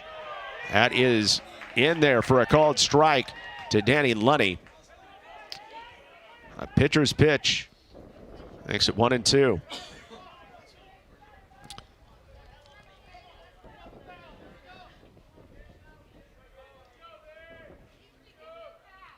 Deep into the night in Plano. Before the 1-2 from Bassick, he looks back to second base and forces Huggins to lean back in. Trying to keep him close. Wind blowing out to left. Gusty south breeze tonight. Here's the 1-2. Swung on and missed. Strike 3. Jake Bassick fired up after striking out Danny Lunny to retire the side in the bottom of the 7th inning. And so Prestonwood cannot get Huggins home after a leadoff single. No runs on a hit. no errors, and the one man left on base. It is extra innings on the way in Plano. The 8th inning up next. You're listening to Prestonwood Baseball from Metro Sports Communications.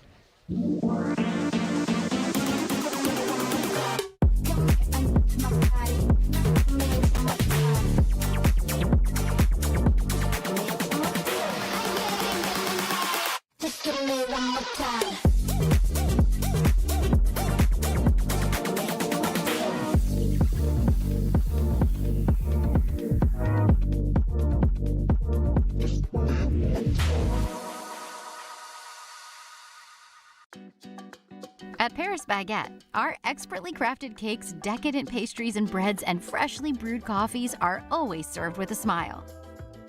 To find your neighborhood bakery cafe, visit parisbaguette.com. Welcome back into Plano. We're going deep into the night. John Little back with you. A game that is going on nearly 3 hours old as we head to the 8th inning in the opening district game of the year for Prestonwood.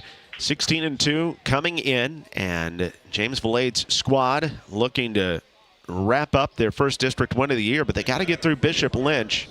This pesky Friars team coming up with a run in the top of the 6th inning to tie it, and that's where we've been since. As we head to the top of the 8th inning now, and a chance for Jake Fitzgerald to do something with the bat in his hand. He did enter the game as a courtesy runner for the catcher, Carpio. That was back in the 3rd inning. But now Fitzgerald comes up with the bat in his hand for the first time here in the 8th.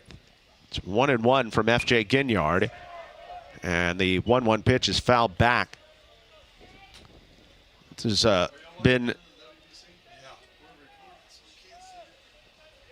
This has been Luke Schlabach's. This has been Luke Schlabach's spot in the order, and Schlabach is 1 for 3. 1-2 pitch, waved at and missed. Strike 3. Ginyard gets Jake Fitzgerald to strike out swinging. Ginyard's 5th strikeout of the game. Brings up the dangerous Parks Belknap. Belknap singled his last time up. That was in the 6th inning. Part of the 3 hits that inning that helped Bishop Lynch get on the board. 1 down. First pitch to Belknap is up high. Hayes Bonds on deck.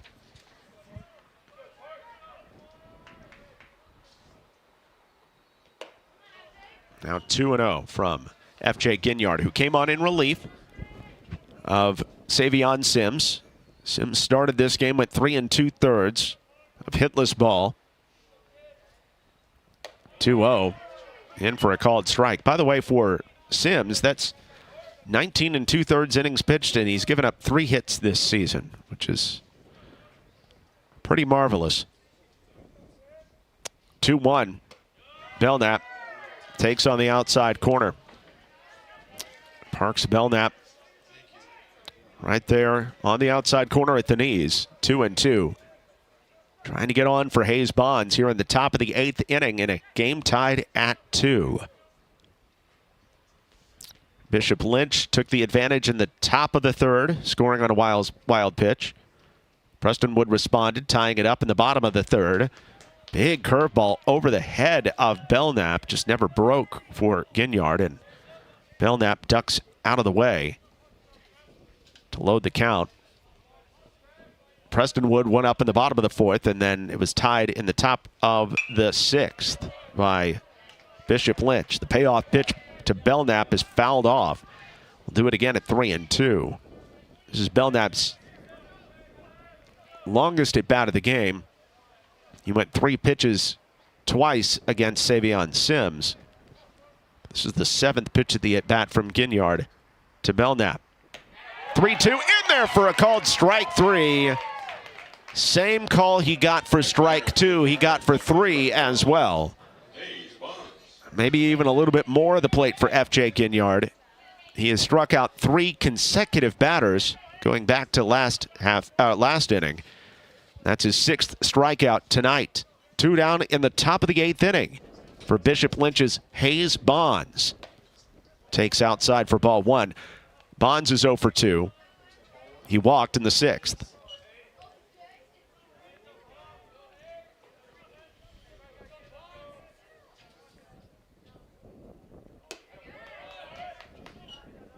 Ginyard deals outside. Hayes Bonds was the first batter that Ginyard faced back in the 4th inning. 2-0, guides it in for a called strike. As for a couple straight batters, Ginyard falls behind 2-0 and then comes back with a strike.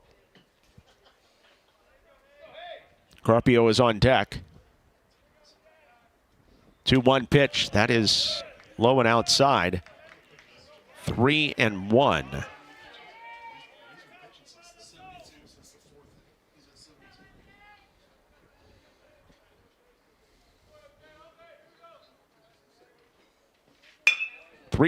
Bounced down to short. Tough hop, and Bachman is not able to make the transition from his glove to his hand. And Hayes Bonds is on thanks to the E6. It took a short hop, and Bachman, who's pretty tall at 6'4", was still fairly upright and trying to spring up to make the throw and never fully made the transition from his glove hand to his throwing hand. And so Bonds on thanks to the error with good speed. He leads the team with 11, or second on the team, I should say, with 11 stolen bases this season. Is on as Cam Carpio comes up.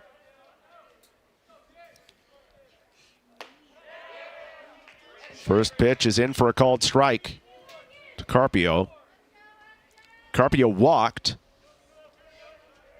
back in the 3rd inning. He also lined out to second base in the 5th. Showing bunt with 2 outs. Runner goes, throw down to second base is high, and the leaping grab made nicely by Felsman. Pretty athletic jump, but the tag is late, and Bonds is in with his 12th stolen base of the season. So the go-ahead run for Hayes Bonds down at second base, a fast runner. He's in scoring position. Carpio at the plate. Here's the 1-1 from Ginyard. Taken low, 2-1 now.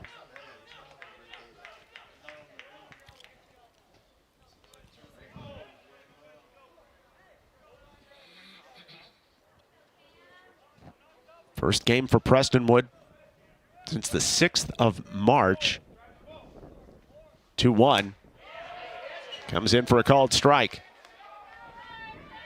2 balls, 2 strikes.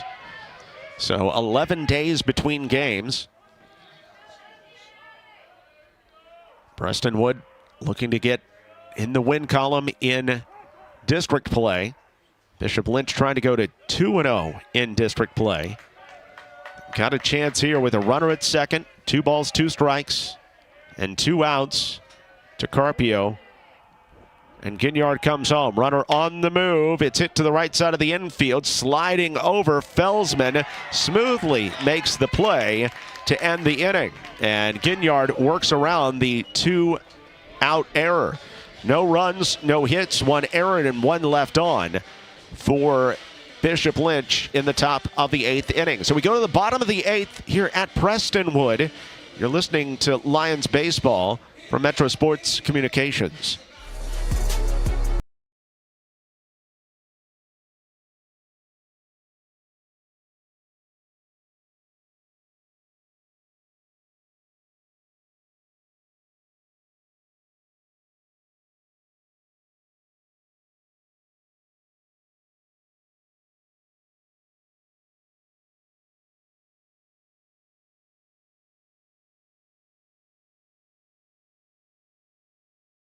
It's not about fixing air conditioners. It's not about the thousands of hours spent training. It's about homeowners resting easy, knowing they can trust us in their homes. It's about keeping a family cool and comfortable in the dead of summer. At Milestone, it's more than just a job. It is and always will be how we help people.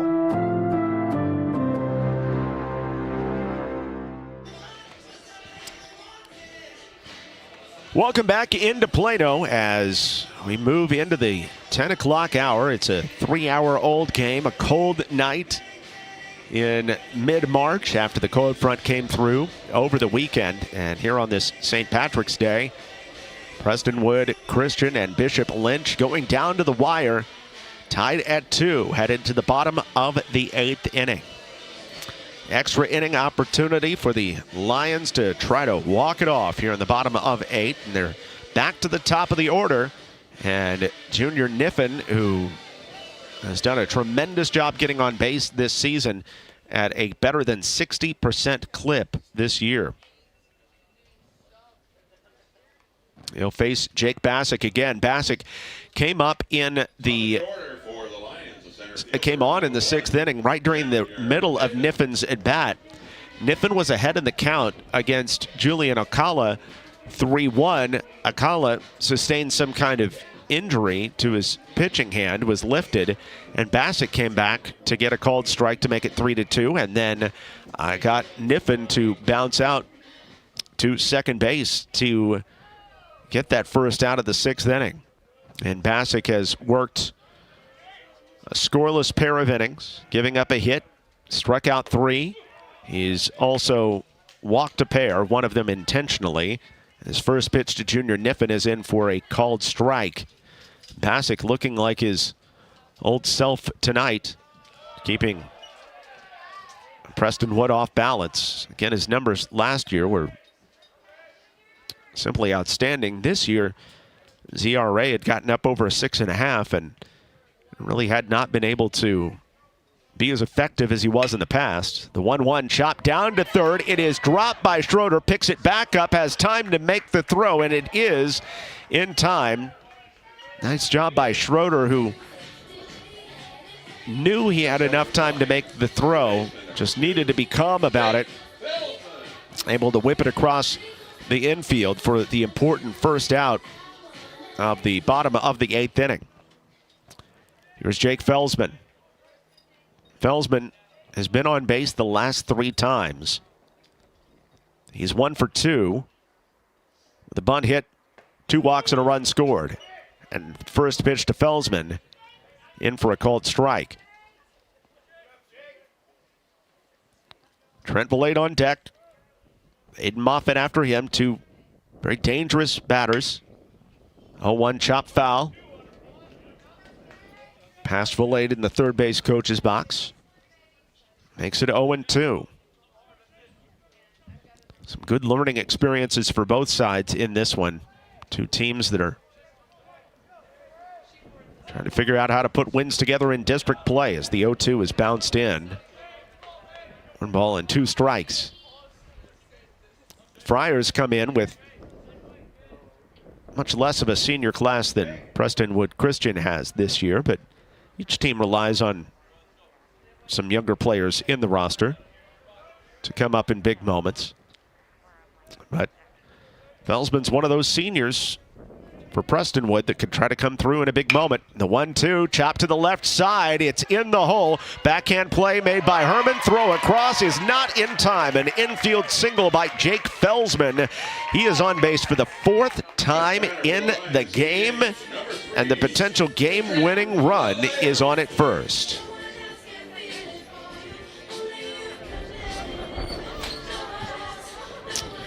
So an infield single for Jake Felsman. And it brings up Trent Valade. Valade has more than gap power, and Felsman has all kinds of speed. He's stolen 3 bases in the game, and he's on the run against Carpio. Throw down to second base, almost hits the runner, and that is 4 stolen bases every time that Felsman has been on. He's made it into scoring position on his own. 4 for 4 swiping bases. And now, of course, they'll walk Valade. That is the 3rd intentional walk issued to Trent Valade in this one. 2 reasons. Valade's a great hitter. And the other reason is first base is open. There's no reason not to in this case. That run at first base means absolutely nothing. The game is at second. And so Aiden Moffitt coming up from the left side. He was intentionally walked his last time up. He's also been hit by a pitch, and he had that ringing double going the other way off the bottom of the left field fence right down the line in the third inning for the first run of the game. He scored Jake Felsman in that moment. And now Moffitt comes up here to try to win the game. The first pitch to Moffitt, he watches it down low for ball one. So Moffitt really didn't get much of a chance to see Bassick in his at-bat. He took a pitch. Felsman stole second base, and then they walked Moffitt to put him at first. So Moffitt did not get a full first at-bat against Bassick back in the sixth inning. The double by Moffitt in the third, his sixth of the season.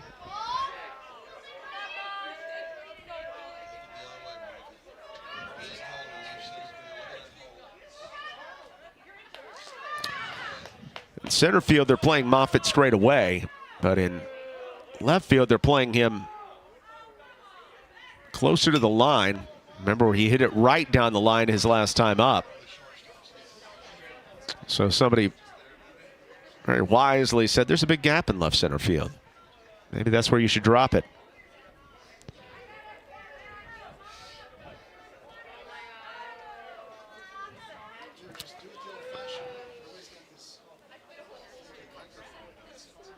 Have the communication between the catcher and the apparatus is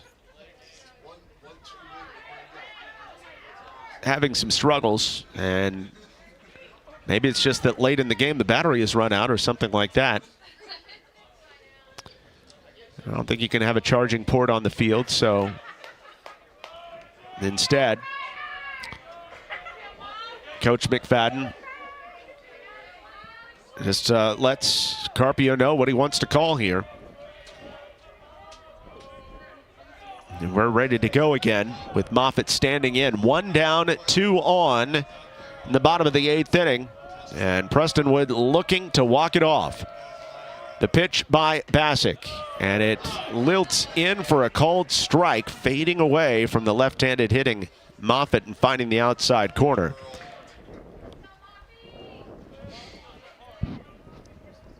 So a ball and a strike. Felsman at second, Valade down at first. Bassick comes home. Runners on the move, and it's laced into center field for a base hit. Felsman tears around third. Throw comes home. It's way late. And Prestonwood wins. Aiden Moffitt walks it off with a sharp RBI single to center field. Final score, Prestonwood 3, Bishop Lynch 2. Final score, PCA Lions 3. And our player of the game, our star of the game today will be Aiden Moffitt. We will talk to him on the post game after a 3-2 victory in 8 innings for Prestonwood, taking down the Bishop Lynch Friars. We'll step away. The post-game show is coming up next. It's a victorious effort in the first district game of the year for Prestonwood, moving to 1-0 in district action with a 3-2 victory over a solid Bishop Lynch bunch. We'll be back with more in a moment on Prestonwood Lions baseball here from Metro Sports Communications. Hey there, Lion Nation. I'm Rudy Casanova, owner and president of Global Strategic Business Process Outsource Solutions. In athletics, teamwork is everything. Each player has a role, and when they come together, they achieve greatness. At Global Strategic, we believe the same principle applies to the workplace. When the right people come together, your business thrives. Let Global Strategic help you build a winning team at work. Visit www.globalstrategic.com for more information and schedule some time with me or one of my team. The Casanova family and Global Strategic are proud supporters of the PCA Athletic program. Go Lions! With fast signs, see the visual possibility in your business. See it in lights and flags, on a van, in metal, on the floor, in color. With signs and graphics, you can say anything, do anything, be anything. So make your statement. With Fast Signs, your masterful team of visual marketing experts, anything is possible. Fast Signs, make your statement. Make your dream outdoor space a reality with Aquaterra Outdoors. From full-service design to construction for landscaping, pools, and outdoor structures, we offer everything you need for your ideal outdoor environment. With years of experience and a commitment to excellence, Aquaterra Outdoors, elevating outdoor living to the next level. Contact us today at 214-387-8333 or visit our website aquaterraoutdoors.com and start your journey to the ultimate outdoor experience. Welcome back into Plano. It is a night to celebrate for Prestonwood Christian with a 3-2 victory over Bishop Lynch tonight. Your final totals look like this. For Bishop Lynch, they 2 runs on 4 hits. They had one error in the game, and they left 8 on base in the contest. Or rather, no errors in the game. They left 8 on base in the contest. Both runs were earned. Meanwhile, on the other side, for Prestonwood, it was 3 runs on 7 hits, 1 error, and 13 left on base in the game for the Lions. The winning pitcher will be F.J. Ginyard coming on in relief of Savion Sims. Sims got the start, went 3 2/3 of hitless ball. Gave up a run. It was earned. Struck out 7, walked 4, and 73 pitches. Ginyard came on in relief, and he gave up a pair of runs on 7 hits, also striking out 6 in his time on the mound in this game and walking 2. But Ginyard picks up the win in the game. Meanwhile, for Bishop Lynch, the tough luck loser, Jake Bassett, coming on in relief of Julian Acala. Acala started the game and went the first 5 innings, throwing 104 pitches. 4 strikeouts, giving up 2 runs on 4 hits, and again striking out 4, and hitting 3 batters in the contest. And he also gave up 5 walks in the action tonight. Jake Bassett came on in relief in the 6th inning. He goes the final 2 1/3 innings, giving up the single run late in the matchup on 3 hits. He strikes out 3 on the night and walks 3, 2 of those intentionally, to take the loss, but is one of the better pitched games of the year for Jake Bassett. For Prestonwood Christian, leadoff hitter Junior Niffen goes 1 for 4 with a single and a hit by pitch. Jake Felsman in this game got on base the last 4 times in the contest. He had 2 singles and went 2 for 3 and walked twice as well. We'll get to the other numbers here in just a moment. But first of all, we are joined by our star of the game here. Came through with 2 run-scoring base knocks in the game, including the walk-off hit. We say hi there and hello to Aiden Moffitt. Congratulations on the win, Aiden. Great win for you guys. Yes, sir. Thank you. Thank you. You know, it's always difficult to get a win against a district opponent. What does it mean for you guys to get this first district win of the year? I mean, it's just the start of number 1. You know, we're trying to go undefeated and take home the chip right there. That's just the start. There were some great moments for you in this game, not just offensively. I think about a bases loaded situation earlier in the game where you allowed a ball to go foul that, you know, would have been a really tough play with the bases loaded, trying to make the throw onto first base. And then later on, you were able to make that final throw home to help you guys eventually get out of an inning without much damage. You know, obviously you guys have some great pitchers, but sometimes runners get on base. What are you guys as infielders thinking in those moments to try to make the plays that need to be made to keep you guys in it? I mean, we're just thinking about taking care of our pitchers, you know. That's the whole point. That's the whole goal. I mean, we're a team. It's a team win. You can only win games as a team. So in order for that to happen, we have to take care of our guys. That's it. Yeah, and there were a lot of ways that you guys picked up the win today. It wasn't just you at the plate, but, you get some accolades today. First of all, what did you see on the RBI double in the third inning of this one? 3-2 curveball, up and away. Just stayed back and just threw my hands at it and let the wind do what it did. It really did. Almost got out of there, too. I think it hit off the wall. I know. I thought it went out. I thought it was about 2 as well, but almost did. And in the end, you guys pick up the victory after a couple guys get on. And then what did you see from Bassick there on that last RBI single to win it? I saw a curveball down. I wasn't that good, but, I just stayed back and just worked through center field like my coach just taught me. When you hit below average curveballs, that's what you're supposed to do. Well, some of the most solid contact made all game, and it's a big win for you guys. Like we said, I know it's a cold night, so I'll let you get out of here. Yes, but sir. Great to meet you, and congratulations on the win, Aiden. Thank you. Aiden Moffitt picking up the victory for his team tonight. Fantastic win for the Prestonwood Christian Lions this evening.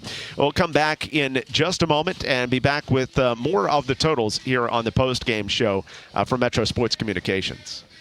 Is pain, stiffness, or discomfort keeping you from feeling your best? Hi, I'm Dr. Colby King with Freeform Chiropractic, where we help you move free, feel free, and live free. If pain or stiffness is holding you back, it's time to take control. Visit Freeform Chiropractic for a consultation. Let's create your game plan to move, feel, and live free.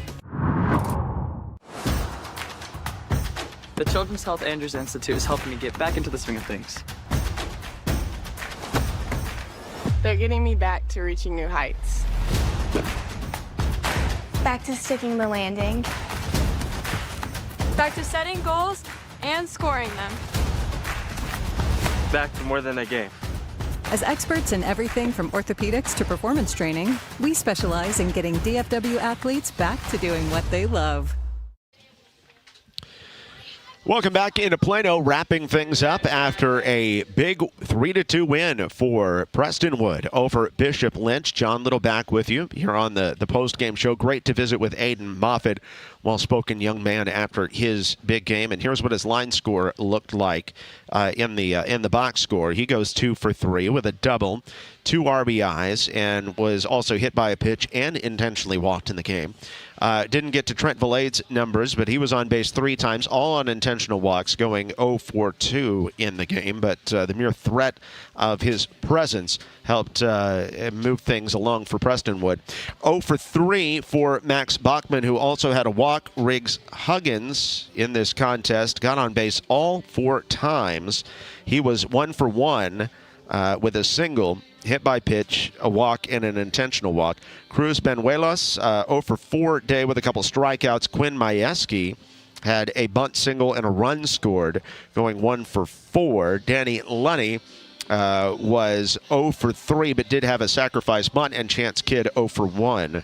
Pinch hitting in the fifth inning.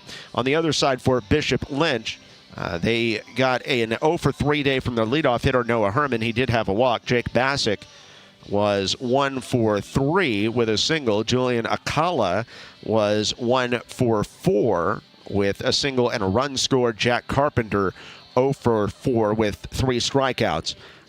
Also, Luke Schnellbach in this game, or Schlebach, excuse me, had a 1 for 4 day. Parks Belknap was 1 for 4. Hayes Bonds 0 for 3 with a walk. He also reached on an error.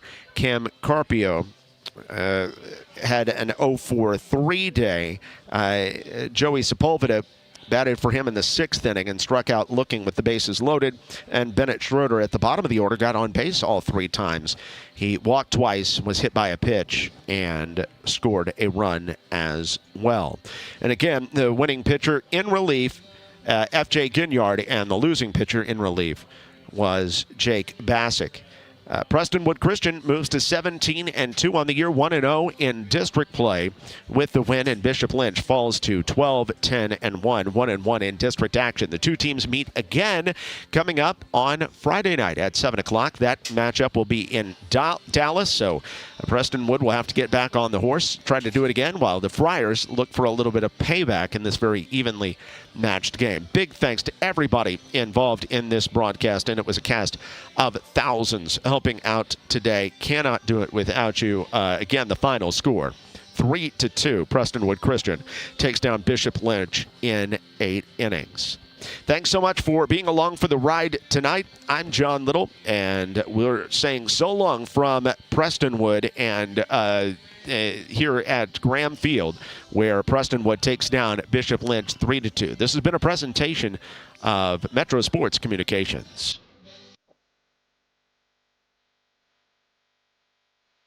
Prestonwood Christian Academy Baseball has been brought to you by Freeform Chiropractic, Children's Health, Andrews Institute for Orthopedics and Sports Medicine, Harris Baguette, Cowboys Fit, Bass Signs North Dallas, Sky Ranch, Aquaterra Outdoors.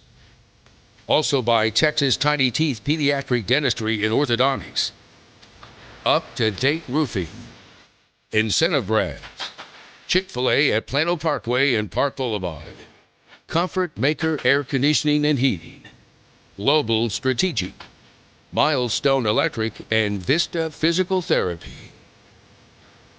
Lions Baseball, an exclusive sports presentation of Metro Sports Communications.